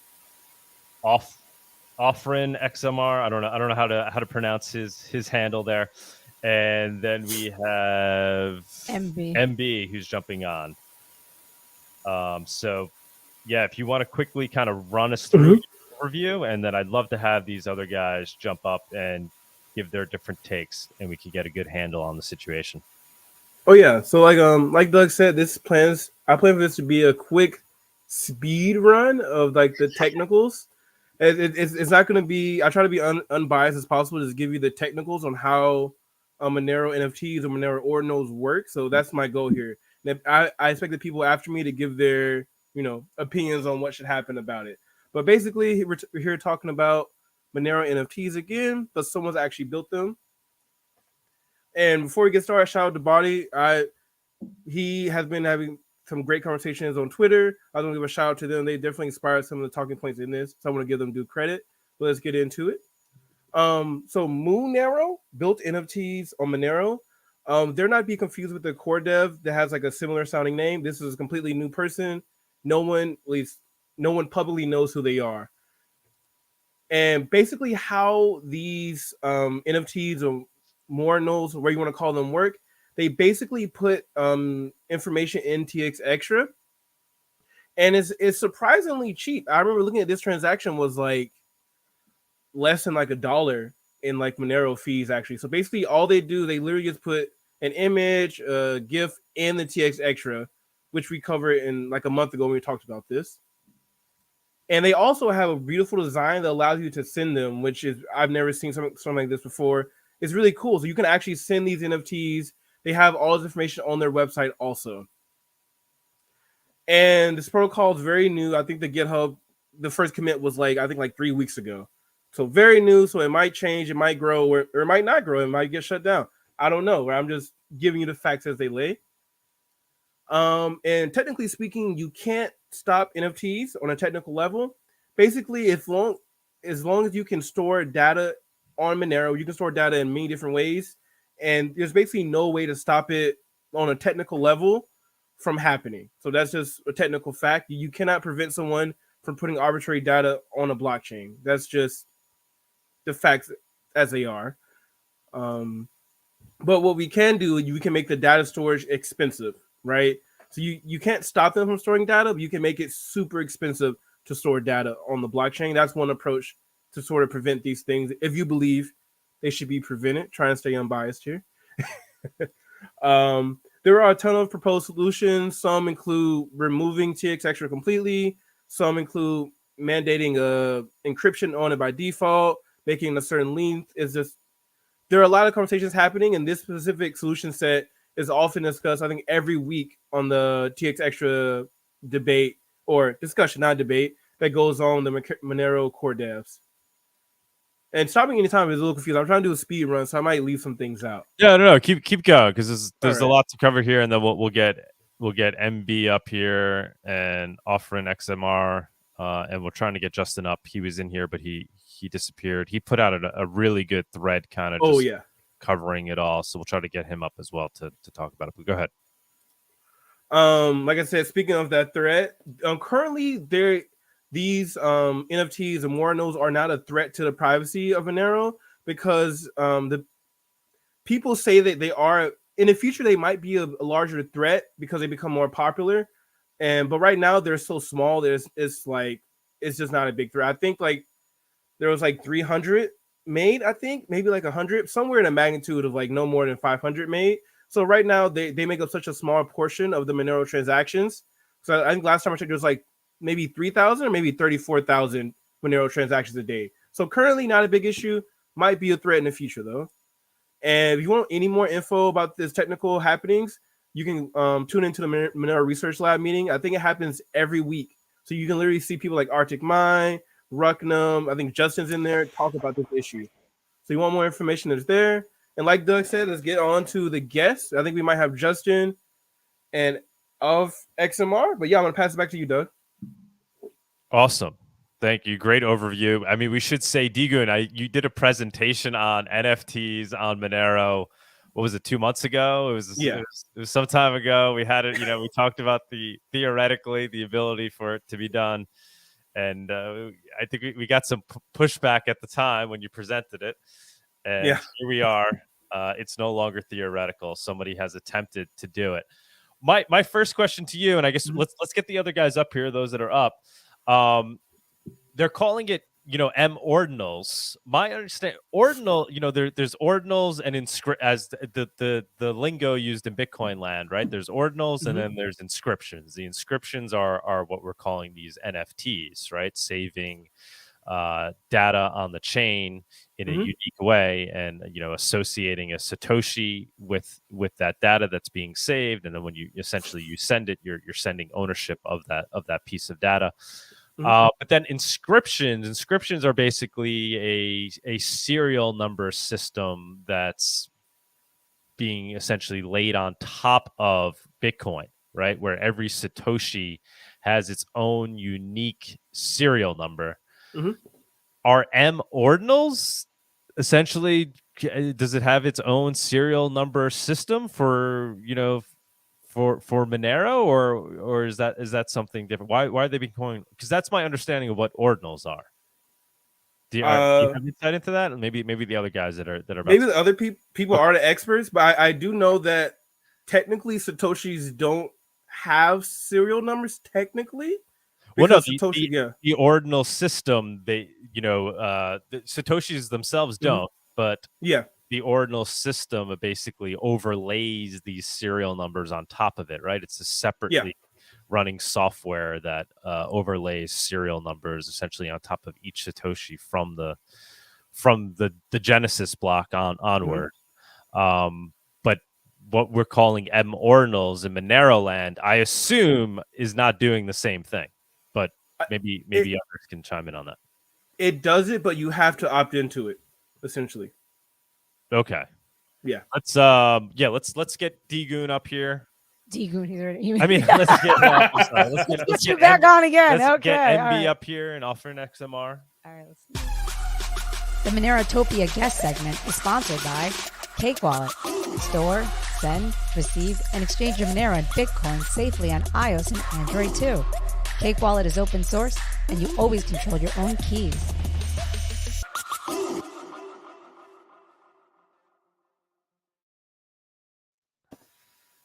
Hello. MB, what's up? Is my audio good? Yes. Yeah. Thank you guys for patiently waiting. The champ is here. The champ is here. What's up, man? Thank you guys for doing this. This is obviously a hot topic. I asked you guys because I saw you were pretty involved. MB, I know you were actually, I think, playing around with this, making some of these NFTs on Monero. Offering, I don't know, were you messing around with it as well? I plead the fifth. So what can you guys tell us about it? I mean, my question there is this analogous to the ordinals system we saw in Bitcoin, or is this something different? I'd argue it's worse because it can be used right now currently to expand the blockchain because we have dynamic blocks. Okay. Yeah, within the span of 100 blocks, we could be sitting at 30 MB blocks or bigger. Yep. Okay, but just to back up, for my understanding, with ordinals basically allocating a serial number for each individual Satoshi, is there something similar going on here with Monero, or it's just that's not the case? So in Monero, every transaction has what's called TX Extra, and TX Extra is basically, well, I've been referring to it as TX Trunk Drawer. It's just a place where we put stuff that doesn't have dedicated fields, and that basically anybody can put whatever they want in it. So we've used it for soft forks before. Currently, there's public keys in there and sub addresses. And really all these things should have their own dedicated fields. In Seraphis, they do. But right now we have TX Extra, which everything is just stuffed into. And that's where you put the NFT. So it's not on each Pico Nero, but on each transaction. Okay. Yeah. So it's not as Bawdy's chiming in here. They use a first in, first out. That's serial number. These aren't ordinals. Bawdy's saying these aren't ordinals per se. It's just cheeky to call them mOrdinals. So they're really not analogous to Bitcoin ordinals. But what we are seeing here, go ahead, MB. I think you inscribe them like onto a Monero output. Like you make, I'm pretty sure you use one that is 0.00001 XMR, and it is basically what you assign it to. And this is the TX extra field. And this is where the data goes for the. We like I'm trying. I like to call them mobs because it's funnier, and this whole thing mOrdinals probably like it's often how would you say it? It's like a joke or something. It's I don't think the guy behind this whoever is doing this stuff, like, we'll upload memes and stuff, and then they upload all this junk, and this is just nonsense. This is just spamming. Whatever this nonsense is just spamming the network.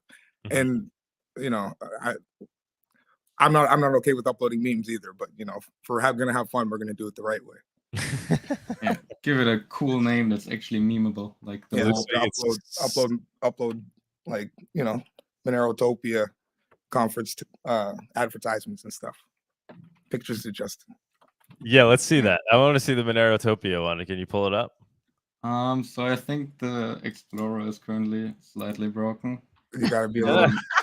No, but that's another thing. You gotta be a little bit careful because people are uploading not safe for work stuff on there. Yeah. So what I do have, this is the transaction. I minted something. When was it? Yesterday. It cost me. I was able to share it. Oh, there you go. Oh yeah. So somebody uploaded this. What wasn't us? We swear. And you know, for the sake of not propelling this further, I'm not looking to purchase this Monero NFT. Although it is intriguing. See, that's the problem. This is very intriguing, right? This plays. NFTs are. I'm interested in obviously the digital cash aspects of crypto. That is by far what interests me the most. I do see potential use cases for NFTs. I've always said that. I've always think they're an interesting concept, and they're here to stay, and they're going to be used in very interesting ways. I just think what the market hasn't figured out is where NFTs are ultimately going to reside, right? So it's really about them being built on a chain that's going to be here to stay, which is why I thought ordinals were actually, or inscriptions on Bitcoin were actually interesting. For me, that kind of made NFTs interesting to me for the first time, because here they are natively built on Bitcoin, and we know Bitcoin is here to stay. So a native Bitcoin NFT does seem like a very interesting and valuable thing. And a Monero NFT, in theory, would see I would personally be okay with it, but not if in any way it begins to eat into Monero's fungibility and privacy and use as digital cash. And my understanding is certainly in this current implementation that it is going to have that negative effect. Is that correct? Yeah, even if in any implementation, really, because where it was said earlier that if you like, it doesn't hurt privacy, that's not true. Because when you build a transaction, you build decoys, and your decoys are other transactions. If those other transactions are known to be NFTs, and let's say worst case scenario, you have 15 ring members that are all NFTs, it's obvious which one's the true spend. It's the one that isn't an NFT. Mm-hmm. So right. So as NFTs are produced more and used more, as Justin's saying, if we go over whatever, if 10% of all transactions are these mOrdinals, then we're starting to run into an issue. Yeah, and it's not really a hypothetical, because if you look at Bitcoin, the Bitcoin blockchain has exploded. Like, there's 150 plus blocks waiting every day nonstop, because it's mostly ordinals. Mm-hmm. You know, like I'd probably say less than 5% of the volume, less than 5% of the space on the blockchain that's being used for Bitcoin is for actual transactions. Now, how about to DGoon's point, that is, people will find a way, right? So even if TX Extra is deprecated, there'll be some other way of doing it, and perhaps in a way that's even more damaging to. Well, they'd have to have a lot of money to do that, because like if you do the math on it, like right now, you can store a 4K video on the blockchain. Well, first you have to start off a little smaller to inflate the blocks, but you can get away with doing it for probably less than $2,000. Mm-hmm.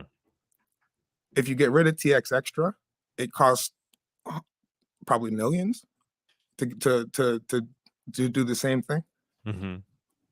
Okay, so that's so is that the way you think that's the direction we ultimately head in, that we eliminate, deprecate TX Extra? Or I've heard other discussions being that, you know, we make TX Extra, I guess, cap the size of it and encrypt it so they all TX Extras are analogous. The thing about capping the size of it is like DGoon said, I'll find a way around that. And it's easy to do that. All you have to do is add a little identifier to each one of them and tie them together, and then have the software string them back together into an image. Like you can use 5 transactions instead of 1. It's an instant. I have no problem with lowering it right now though, because it's still an increased cost. Right. So right as it is, like basically unlimited, it's not good. So limiting it is a good idea. But yeah, so what would be your most no, that's what I'm saying. So is down the road when it comes to Seraphis or full membership proofs, these things might not be a problem for fungibility. There might be ways to split them from rings entirely in the full membership proof so that they're not mixed into regular transactions. So they're not lowering your anonymity set.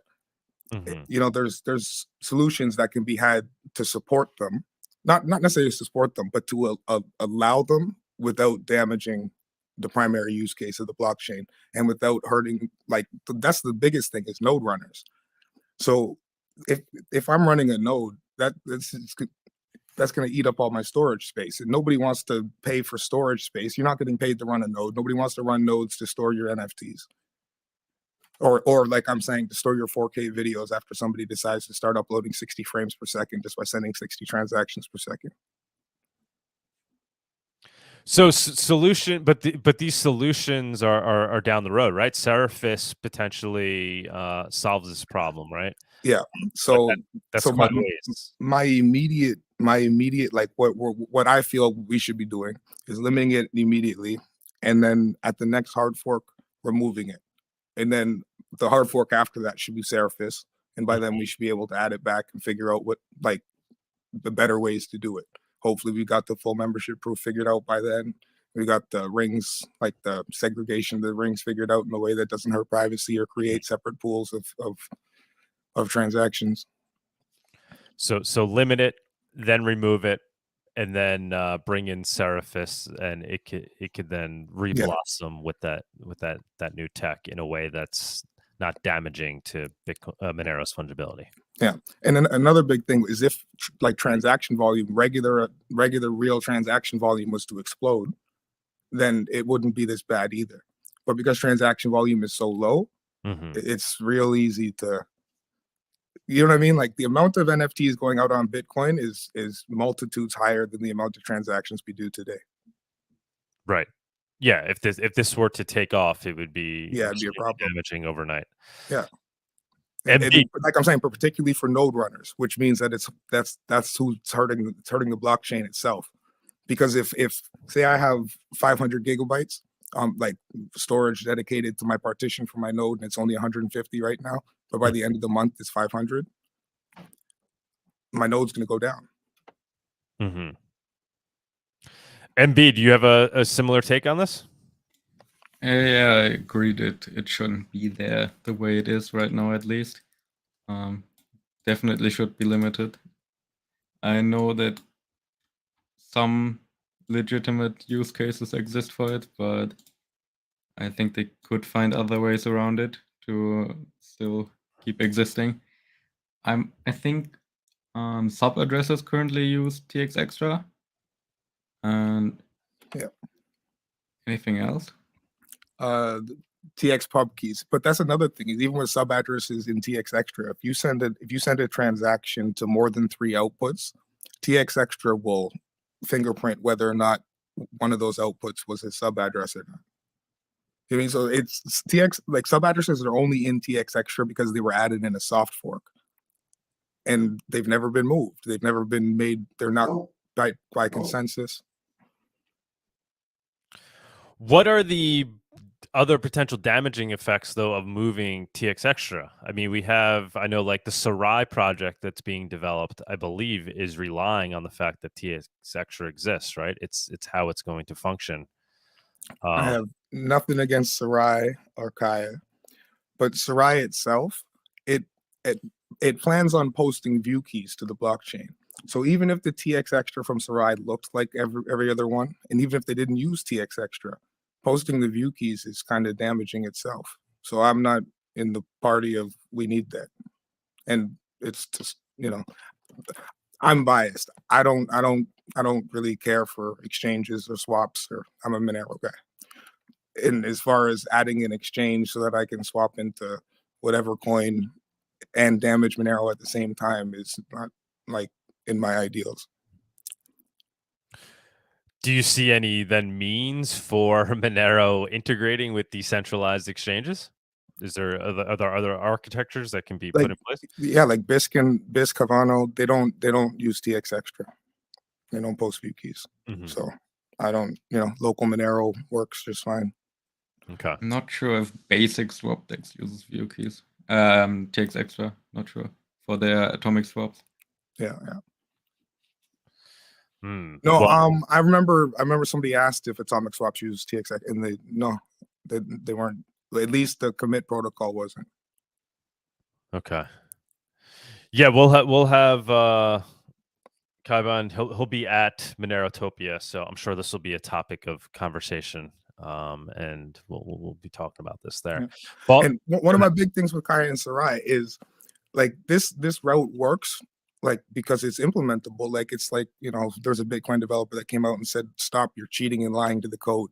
Like you're not cheating and lying to the code if it's a feature that's there and available for you to use. It's there. So he designed his exchange around features that were there and available to use, right? So, but if they're not there, or say we do need a full membership proof or whatever, then there has to be real solutions, right? You can't just stuff everything in the junk drawer. What does this mean overall, though, for the ecosystem where people are, relying on the protocol to build things, and then, the protocol changes in a way where their solutions are deprecated along with the changes? Well, I made that argument maybe a week ago that we should do something before we start rug pulling people. Because if we start letting people build like corporations or companies or like entrepreneurs that dedicated time and research into this stuff, and then we're just gonna come and be like, hey, you can't do that, and then hard fork on like we got to do it right. Right. So if it's going to be supported, we have to support it properly, not just in a way that's like, hey, it might hurt a little bit, but just, we don't know how bad it could be. It's not going to be. It's like when Zcash was saying, oh, the volume's not that bad, so we don't have to worry about spam. And then they get hit with spam and they're like, uh-oh, like we're not supposed to be reactive. We're supposed to get it done right first. Right. And that's what I'm saying. I don't like the fact that sub addresses are still in TX Extra, and that integrated addresses are depreciated, but there's still people out there using them, and those hurt privacy too. Like these are things that we've hard forked a few times since they were implemented, and they haven't been properly put where they're supposed to be. And I understand a lot of the work has been focused on Seraphis and everything else. Like I said, in Seraphis, the stuff is where it's supposed to be. But we still need to focus on the core protocol, because it's not going to be too great if somebody decides to start uploading movies to the blockchain. Unless the good thing about uploading movies to the blockchain is for miners, when those blocks are getting that big and those people are paying all those fees, it could become profitable. But that's a number to go up game, and I don't care about that. Same here. Monerotopia is going to be even more interesting than I had hoped. I mean, there's going to be a lot of convo going on there. We're gonna have Ko there. I would love to hear kind of Ko's take on these things. I'm sure. What is Ko saying in the dev chats? Do you know?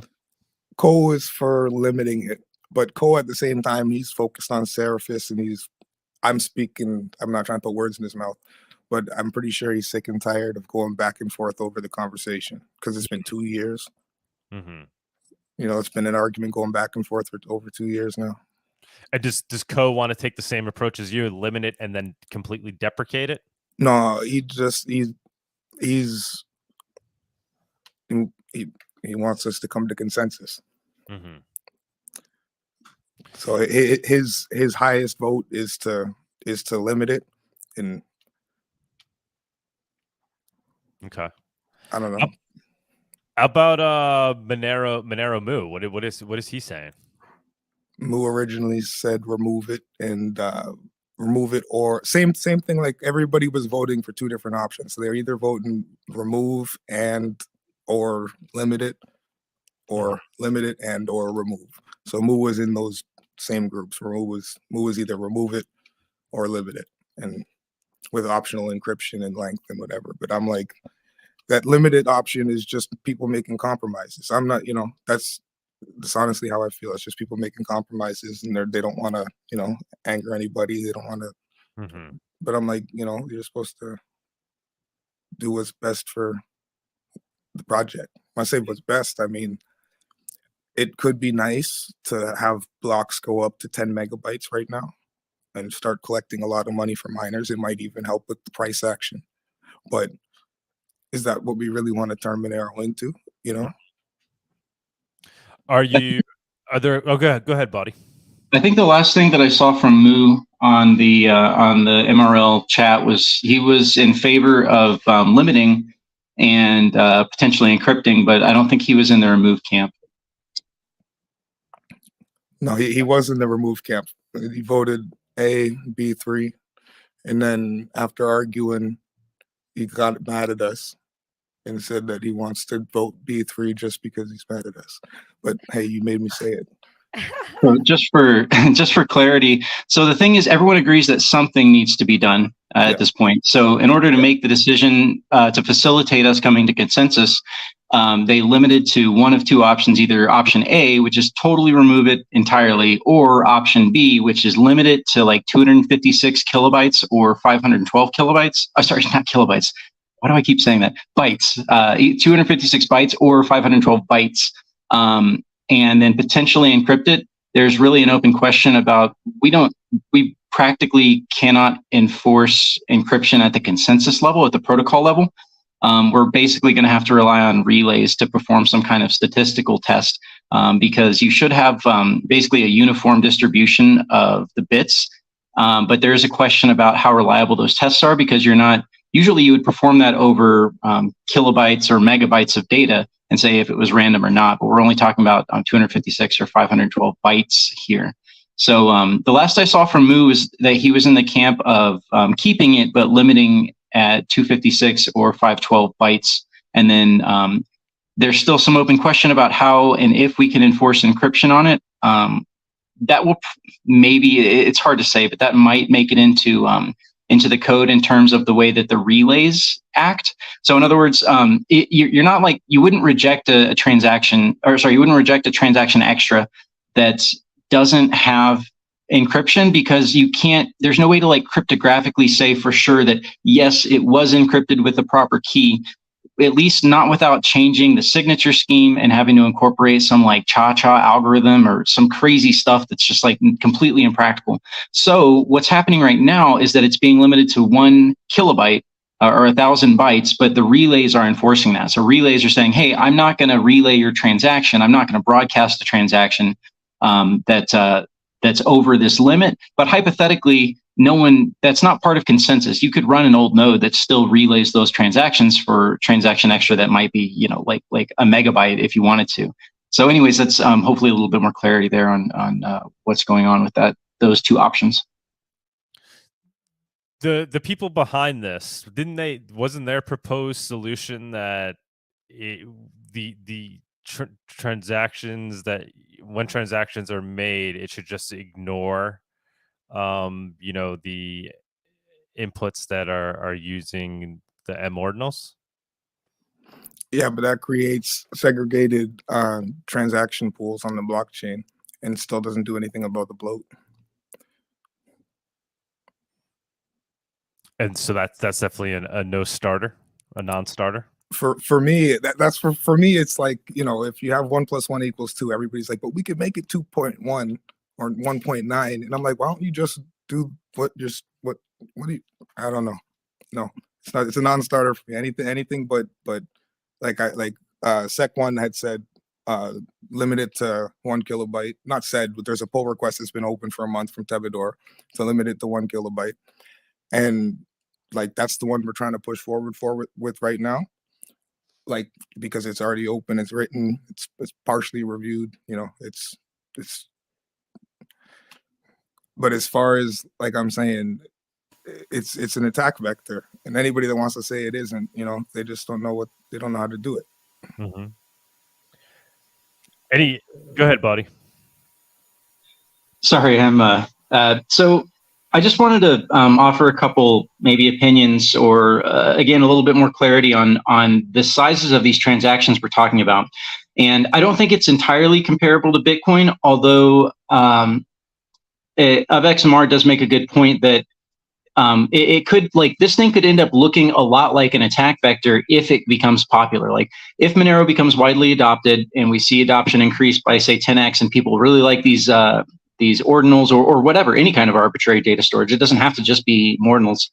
But the thing is, Bitcoin right now is looking at 4 megabytes of available space in the witness data. So people have uploaded almost entirely like 4 megabyte JPEGs or even video sometimes. But right now, what we're talking about is limiting to 256 bytes or 512 bytes. So like the ability to upload 4K streaming is really, that's going to be so difficult. And the other thing I would say is that all of the arguments against a flood, like a flood attack on the network, basically double, in my mind, they double here for this question of, well, do you want to bloat the blockchain? It's an attack vector where someone can make, just massively expand the blockchain.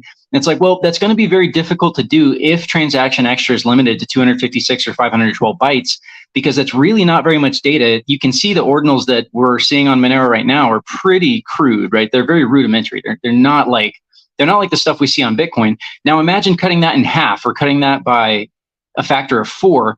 Those are not going to be very good NFTs. They're not going to make for very good images. So, and then if you have to string transactions together to make larger, to upload 4K streaming video, that's going to run into so much cost for anyone that wants to do that. That's, to me, like the arguments against a flood attack double for the question of, can ordinals really bloat the blockchain here?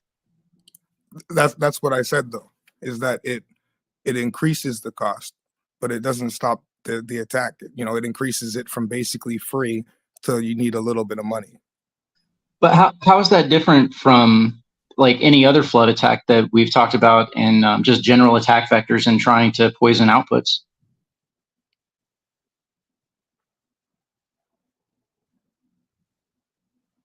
Alfred, you got a response to that? I would say it's not.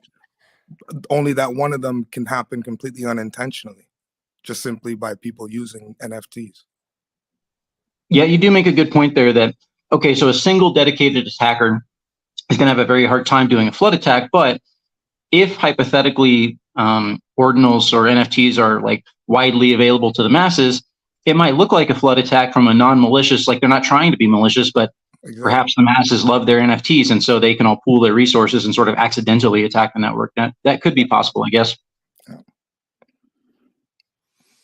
What do you guys see as being so? What immediate move you think will be made in terms of reaction to this? Well, the first thing so pull request 8733 is open, and that's the one that was written by Tevador, and that's what's looking like we're going to merge ASAP to release in the next point release, and that should limit it to 1 kilobyte, which should increase the cost. Which I'm saying right now is it's too low. It's too low. It's dangerous low. Like it's not cool though. Okay. Yeah, you can put 100 kilobytes on the chain for like 20 cents. Yeah. And you can do it at an insane rate. Yeah, I have already made too many. I need to stop. And as far as what's on the blockchain, we have GIFs on the blockchain on Monero. Yes, I made them. I made the first one. And B, well, so you're using this, you're interacting with it. Are you? But you're ultimately opposed to its usage. Yeah, this shouldn't exist, not at all. I've been using it because it's kind of funny. I got to play around with the command line. I haven't used the command line wallet before. I had to use it for this. Learn something new. But I don't think I'm gonna mint anything more than what I did like yesterday. Do you guys think this was potentially started by somebody in the Monero community that wanted to prove a point that we a change needs to be made before it's abused? Yes. Yeah, definitely. Yep. So it was like maybe 6 months ago. We had somebody come in MRL. Their name was TXExtra, and they said remove TXExtra. And we said, oh well, we've been talking about it, blah blah. And they said, okay, fine, go check the blockchain. And the MRL logs were on the blockchain. They were uploading all of the logs from MRL to the blockchain. And they were like, can you stop doing that? And he's like, okay, I'll stop. And he turned it off. And he's like, now remove TXExtra. And they're like, okay, we'll talk about it. And now here we are. Okay. It's like, if you don't like, if you and that's the thing, is it's not just about being able to post. Like right now you can post public information, whatever you want on TXExtra. And if a malicious actor is doing that and poisoning outputs, if they don't have TXExtra, it's only obvious to them. But if with TXExtra, anybody looking at the blockchain can see the messages they're writing. And someone posted like a collection before even the mobs happened. They went over the TXExtra that already exist on the chain, and they were like hundreds of emails. There was credit card information. There were many. We used payment IDs back in the day when we threw a Monero party as a way for people to send their email address. This was in like 2019, 20. No, I think it was like 2018. 18, yeah. Not knowing what we were doing and how we were, misusing things. Yeah, that's one of the biggest problems with it. Is it's like it's sitting there and it's just hanging out right now, and it's like monerobull said, it shouldn't exist in the form that it's in. And I'm not saying you should get rid of TXExtra 100%, burn it with fire, and then let people just bloat the blockchain some other way. I'm saying there's got to be a real solution here, and a real solution that doesn't involve saying, okay, you can put NFTs as long as they're smaller than this size. And if you want to make them bigger, then we're just giving you an easier way to do the steg. But you're saying not a solution. If you want to steg, then you got to do it the hard way. And if you want to use the field that we made for exchanges, then you got to be an exchange. That's going to be kind of hard to enforce. Yeah. No, but you know what I mean? Like we have like say we have a field for the TX pub key. The only thing that'll be in there is the TX pub key, not just random junk. So right now, TXExtra, you can put anything you want in it. So hypothetically, if we remove TXExtra entirely with Seraphis, I think right now the consensus, for the most part, is to use relays to limit to 1 kilobyte to get that pull request merged. So the conversation that's happening now is about what do we do with Seraphis right? Because we want to fix the thing, hopefully forever, by the time Seraphis comes out. So then that's where the sort of A and B option comes into play.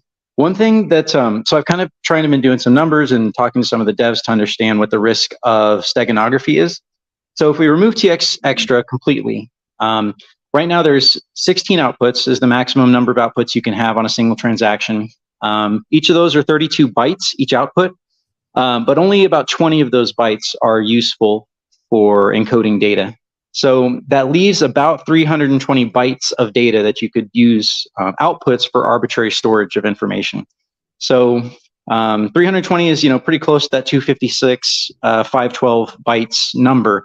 It still does enable arbitrary data storage, and the problem is there's almost no way to stop. There's basically no way for any blockchain to stop people from storing arbitrary data in different parts of the transaction. And the output data is not the only place that you could store data as well.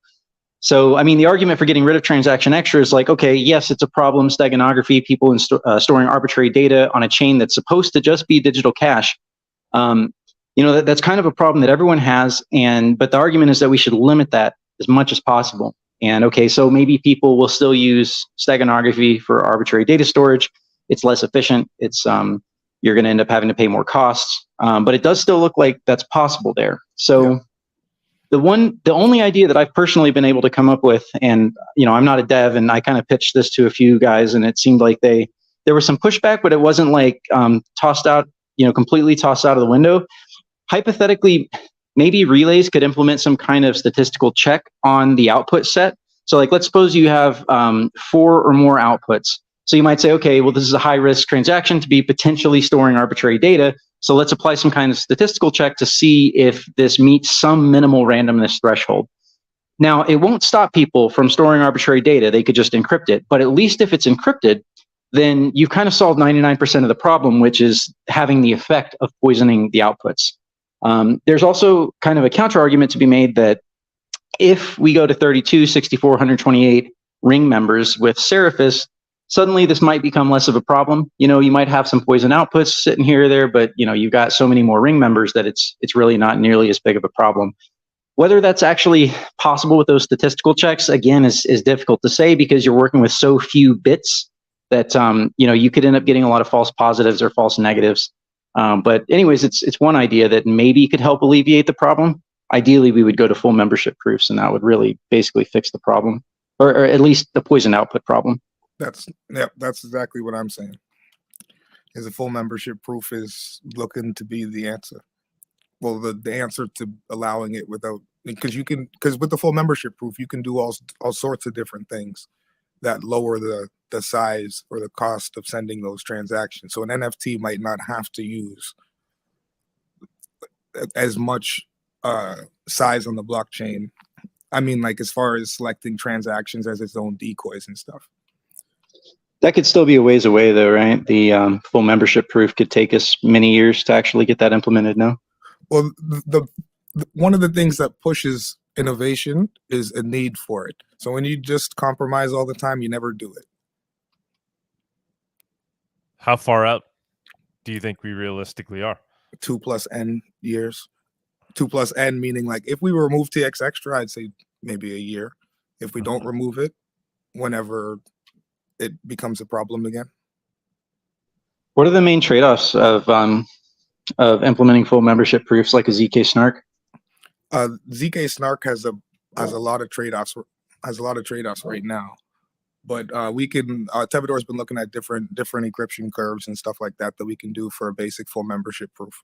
So, like, it's not like we're stuck in the mud. And like I'm saying, Tevador is the one that opened the issue to remove it. He's the one that wrote the pull request to limit it, and he's also the one that's investigating full membership proofs. So, like, he wrote Random X. He's a smart guy, and he I'm not just saying I trust his opinion, but it feels like to me like he's in the camp of let's do it right. Like, let's do the full membership proof. Let's figure it out, and we got to remove TX Extra because right now it's not good.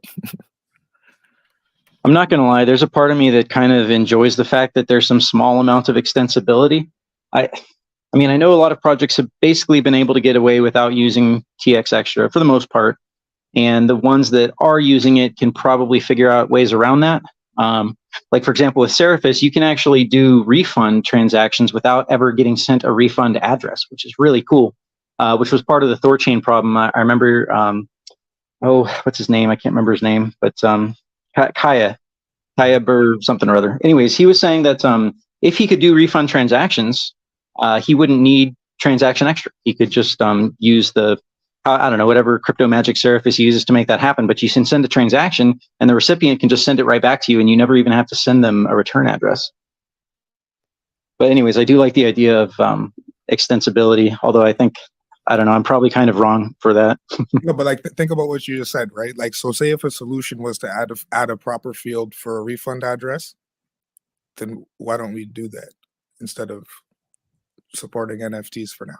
You know what I mean? Like, that's what I'm saying. Like, once we get to maybe 100K transactions a day, 200K transactions a day, then problems aren't as big. No, I mean, that's a good point. Like, it's not ideal. And Alex was making good points as well about kind of how Bitcoin has this crazy ecosystem full of soft forks and or complete backwards compatibility, and everyone's on some different standard, and there's hundreds of BIPs out there. So like development on the Bitcoin ecosystem is really difficult. And he was saying that Transaction Extra opens the door to that same problem. He makes a good point. I'm not sure that I would take it as far as that, because Bitcoin has all of these extra problems, you know, all of these BIPs, and they've soft forked so many times and all this stuff. Whereas like Transaction Extra is kind of like an arbitrary field that you could hypothetically build out other functionality there. I don't know. I just like the idea that it facilitates functionality, even if it's some small amount. I guess personally, I'm not worried about NFTs. These are like at 1 kilobyte, these are very crude NFTs. And if you cut that down to 256 bytes, like, are you really going to be able to put anything there that's going to catch on? People are just going to use other chains that they can upload 4K streaming video, as opposed to, you know, like Windows 95 looking images. Right, but that's the problem. So people keep saying that, you know, you're going to push good actors that would normally use TX Extra to stag and this, that, whatever. Where the fact is that anybody that wants to bloat the blockchain is going to do the easiest method. So if you leave it there for them, they're not only going to stag, they're going to stag and use TX Extra at the same time. And TX Extra will make it easier. If you were like fully dedicated to making the most highest resolution NFTs that you could on Monero, yeah, you would definitely incorporate stag into that as well.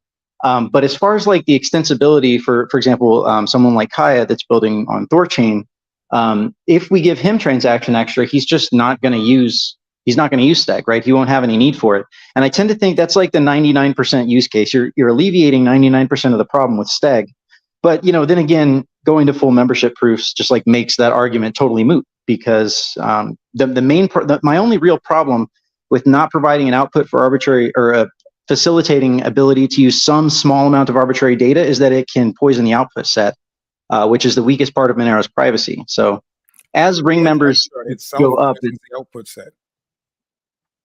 Sorry, say again. TX Extra itself poisons the output set. If I have decoys in my ring members that have weird strings of TX Extra, those are obviously not my transaction. Is that so? It's an extra bit of information. Like, okay, let's suppose hypothetically it's encrypted, right? TX Extra, we've managed to get 99% of people encrypting their TX Extra. It's an extra bit of information that a transaction had outputs which came from a TX Extra. But is it necessarily, like, does that necessarily mean that the next transaction there came from that TX Extra? You know, it does, because most of the people that are using TX Extra, like Sarai or NFTs, have this stuff posted publicly. So it's easy you can run a scanner on the NFT websites to gather all the transactions that can be excluded, and exclude them from. It's an easy. You don't even need to run a blockchain to do it. You can just you can go to a block explorer. Man, that's a really good point. I hadn't thought of that. That just TX Extra itself poisons the output set. I wouldn't necessarily say it's like certainly one-to-one, but you know, you make a good case that there's, you know, it's all statistical, of course, but you probably really are poisoning the output set to some degree. And if you think about like Monero's small right now, so there's a lot of big attackers that don't pay any attention to Monero. If they did pay attention to Monero, as far as poisoning, they could, you know, like an exchange, we've already seen exchanges that use pre-selected decoys. That, you know, that's a problem on itself that Rucknium is working on to, you know what I mean? Like, we have a whole bunch of different problems, and adding the whole TX Extra one on top of it is like, we've been trying to solve the one problem for 2 years. We have 5 other problems on top of it that we need to get to. So we gotta, you know, that's where I'm saying like the number one thing we should be doing is limiting it immediately, because that doesn't take a hard fork with the relay rules and everything. And same thing like with the mining templates, we can contact the top mining pools and whatever. Hopefully they don't mine these transactions, and then they won't be stored on the blockchain. And then at the next hard fork, we can fix a bunch of other problems, get rid of TX. Well, I want to get rid of TX Extra, and that should push towards innovation, towards Seraphis, full membership proofs, and everything else that because if you want to run $1 million industry on NFTs, well, then come help with Seraphis. You know what I mean? Like, or you can pay a lot of money to store it inefficiently. But bro, my extensibility. Local Monero and Havana and everybody else don't need it. Thorchain needs it for weird reasons, and Sarai needs it, and Sarai posts view keys. So I don't see the extensibility thing there. I see damaging to privacy. Is like, if you're posting view keys, then I can't support that.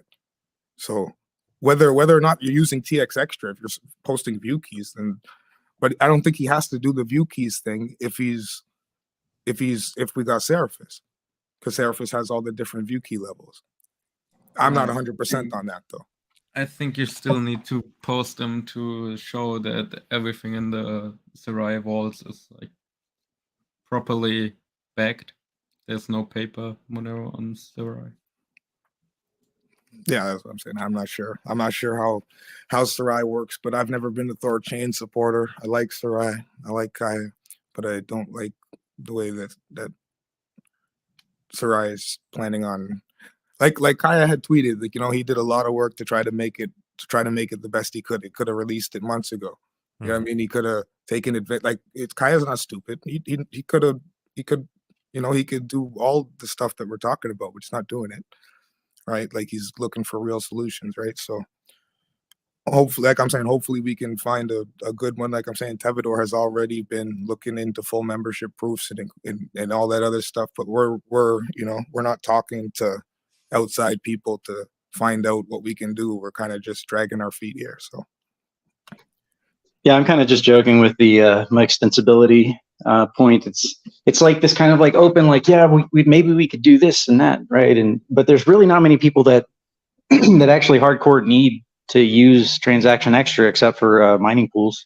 So it's more just like a part of me that's like hopes something could get built later on. But I mean, that's not really a good argument either. So does P2 Pool use TX Extra?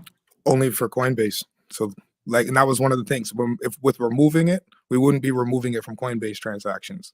But another thing we would be doing, hopefully, would be segregating Coinbase transactions from rings so that Coinbase transactions stop poisoning rings. Because Coinbase transactions are already public anyway. So that hurts privacy, having them in rings. All right, guys, are you guys down to jump into the spaces? I'm sure some people will have some questions there. Are you guys down to move over there for what, Twitter space? Yeah. Oh, yeah. All right, so we're gonna go ahead and do that, guys. Anybody that has a question in the spaces, just go ahead and start raising your hand now. We're gonna move over there now. Cool. See you guys later. I gotta bounce. All right, Bawdy. Good to meet you. Yeah, likewise, bro. All right. Take care, Monerobull.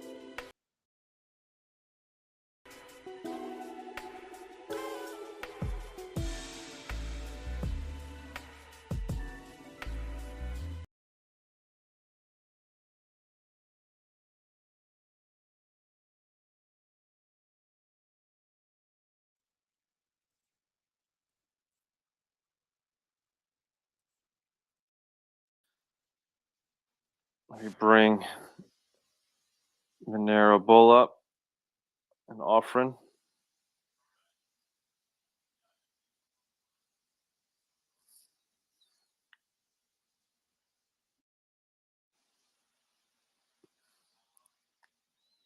Anybody that wants to jump up and ask a question? Lip, what's going on, man?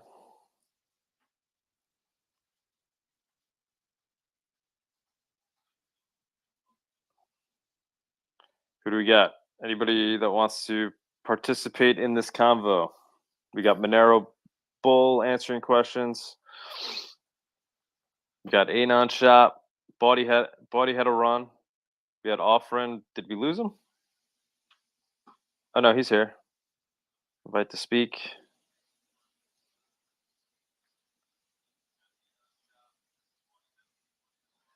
I don't know why that's not working.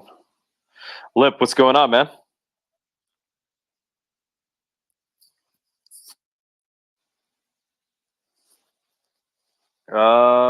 People, jump up. Jump up if you got a question.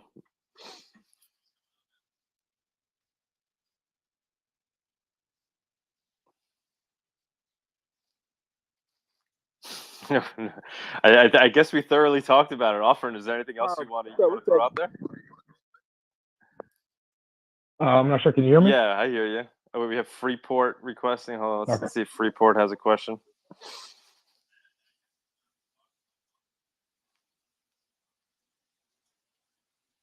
Freeport, what's going on, man?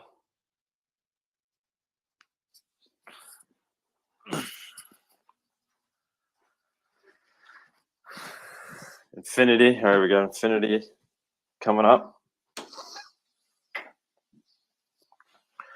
Offering Monerobull. Is there anything else you guys want to add to what we spoke about? I think we covered it pretty well.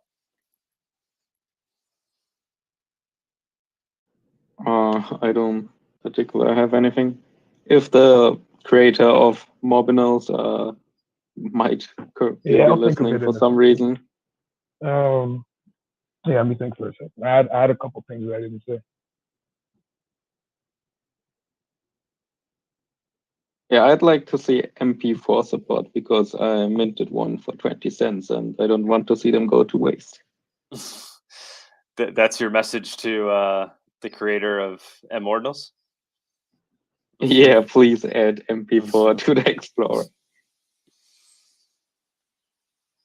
Untraceable, what's going on, man? Sorry, I'm adding people as speakers here, and they appear to be getting like booted off as I add them. I don't know what's going on with that. Yeah, hey, how you doing, Doug? It's like Twitter Space has been acting up recently. It's been peculiar. Yeah. It would like boot me down when I come up. Yeah, I don't know what's going on, man. What do you got? You got any Yeah, it made me reset my permission. you got any mOrdinal comments, Lip? Yeah, so what's the use case y'all see for the mOrdinals? Can y'all like elaborate? Because I just saw this. It's kind of interesting. What are the use case for those NFTs that you could see being used? Not really anything besides having NFTs on it on chain. Store data real on use Monero. cases? Well, right now, the one thing I was thinking is like, we used to have xmrmemes.com and you got suchwow.xyz. Like you could, instead of uploading the memes to those websites, you could just put them on the blockchain instead. But I'm just, I don't see, there's NFTs aren't the place for Monero, in my opinion. There's plenty of other blockchains for that. All right, we agree. That work well on smaller transaction sizes, less overhead for verifying the transactions. Because to add to transaction extra, you're not just sending a transaction extra in plain text over the blockchain. You're sending a transaction. So that transaction has to be mined. Got to go in somebody's TX pool. It's got to be stored on the blockchain. Like it's in like Monerobull was saying, it costs almost nothing. You don't have to send any Monero to, you can send 0.0001 Monero and add a TX extra to it. Add an NFT to it. Untraceable, I see you keep trying to talk. I keep adding you. I don't know what's going on. You're getting booted. I don't know what's going on with that. Tuxedo, what's up, man? Yo, yeah, this is super interesting. I didn't realize what you could do with TX Extra, and now everyone, of course, is just like going crazy with these NFTs. I guess if you can kind of call them that. I know it's not exactly the same as doing this on Bitcoin, but yeah, I think this is kind of stupid on Monero because it's literally antithetical to what Monero is. Like it's funny hearing NFT on Monero because Monero is supposed to be entirely fungible. And so personally, I think that it should just be removed because I don't like Yeah, NFTs are kind of cool, and it could be like a hobby thing. And it could be useful for storing data that would be like censorship proof, but I just don't see like the need for it on Monero specifically, because that's not what Monero is trying to solve. And I think it's just going to end up being like unnecessary weight. I wouldn't mind seeing NFTs on Bawdyanarchist. Oh yeah, Bawdyanarchist would be a good use for that. Bawdyanarchist has more ring members and everything. 22 rings. Such wow.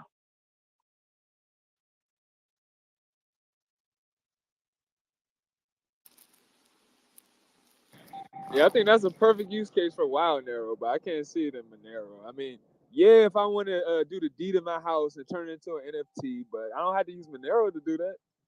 It's supposed to be a payment, but that's just my opinion. Yeah, and from the user perspective, even with NFTs and stuff, it still might work as a payment thing.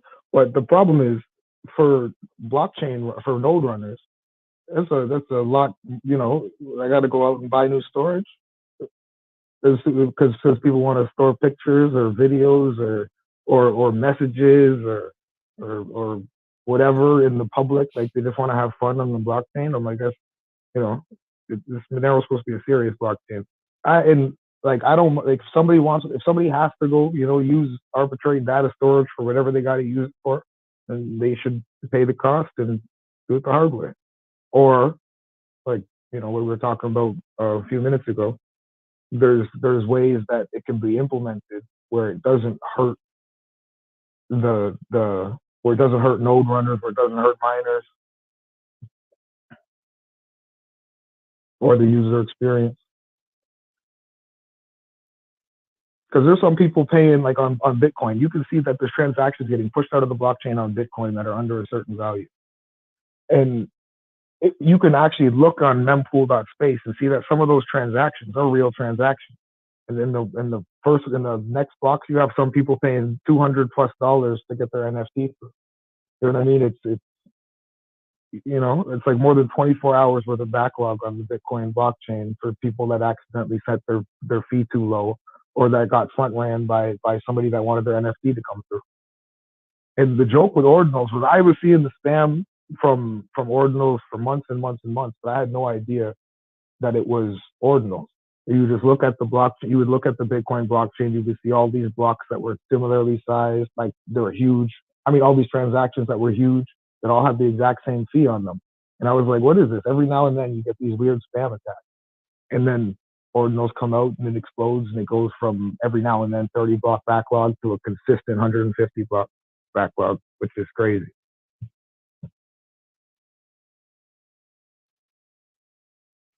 Monero's got dynamic blocks, which is dangerous.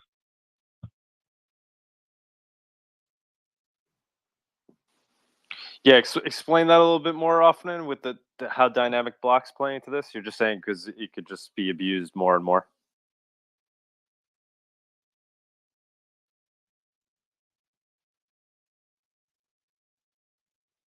It seems he dropped out, but if the blocks get larger, the miners can decide to sacrifice some of the block reward in order to grow the block, and they in turn get more transaction fees. And this is of an average of 100 blocks, which I think takes like a couple hours.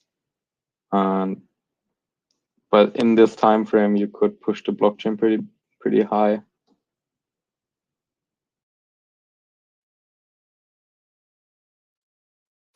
Yeah, I apologize to people that are trying to come up here to speak. I don't know. I'm trying to get you up here, and then I'm having some issues here on Twitter Spaces. Untraceable, if you wanna give it a shot again. Joe Raptor, I saw you tried to speak. I'm inviting you to speak. Trying to. It's not really letting me. Oh, looks like we lost Orphan.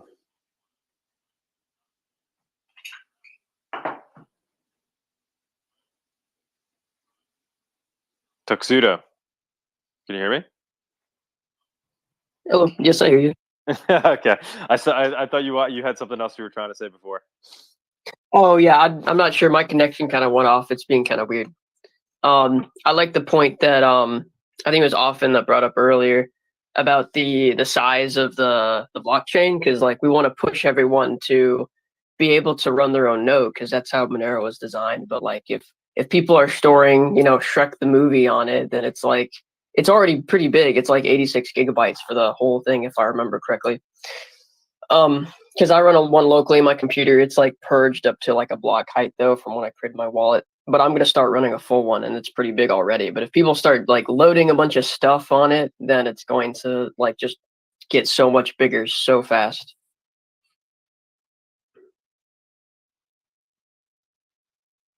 Agreed. Yeah, I'm having a lot of spaces issues here. Untraceable, I see you keep requesting, I keep accepting you, and then it just loads and you never get up your offer, and it looks like you got booted. We'll try this out for another minute or so, and then we'll probably just end the spaces because it looks like we're having a lot of technical issues here. Can people hear me? Just kind of give me a thumbs up if you could hear me. All right, people can hear me. I just can't really add people.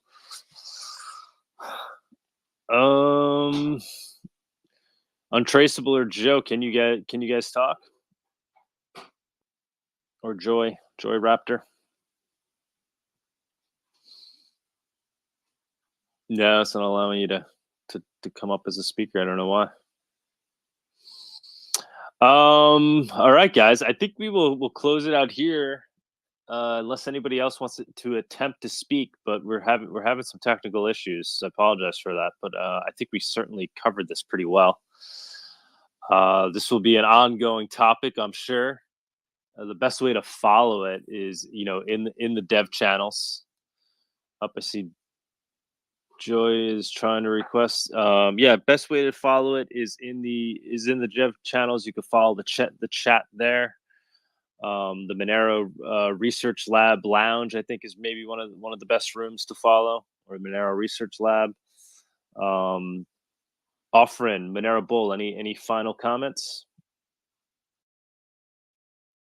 I think we talked about pretty much everything regarding this topic. Cool. Yeah, I think we covered it very well.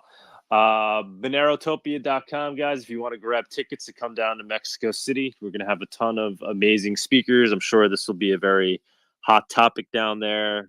Luke will be down there. He's the one working on Sarai. I'm sure he has some very interesting things to say, especially considering Sarai is relying on TX Extra. So, extremely smart guy. And, he's a true believer in Monero being used as digital cash, and he's, like Offrin said, he's somebody who is trying to do things the right way. So I would love to hear more on what he has to say about this, especially considering it's personally affecting the tech that he's working on. If we were to essentially deprecate TX Extra, so he'll be down there at Monerotopia. We have Ko, who's going to be down there. Ko is obviously a very strong voice in the community. He's the one who's leading the charge for Seraphis. So he'll have I'm sure listening to his input will be very valuable, and many others. So check that out. If you can't make it down in person, we're going to be selling virtual conference tickets as well, so people can catch it live. And then obviously eventually we're going to just release all the videos for free. But if you wanted to catch it the day of and participate in Q&A and kind of virtually participate in the conference, we're going to offer that just like we did last year. We just haven't put that ticket up there yet. So that's monerotopia.com. Thank you, everybody. We do these shows every week. And stay tuned. Let's see what next week brings in terms of mOrdinals and everything else Monero. All right, guys. Cheers. Bye. Thank you, guys. Offrin, monerobull. Thank you so much.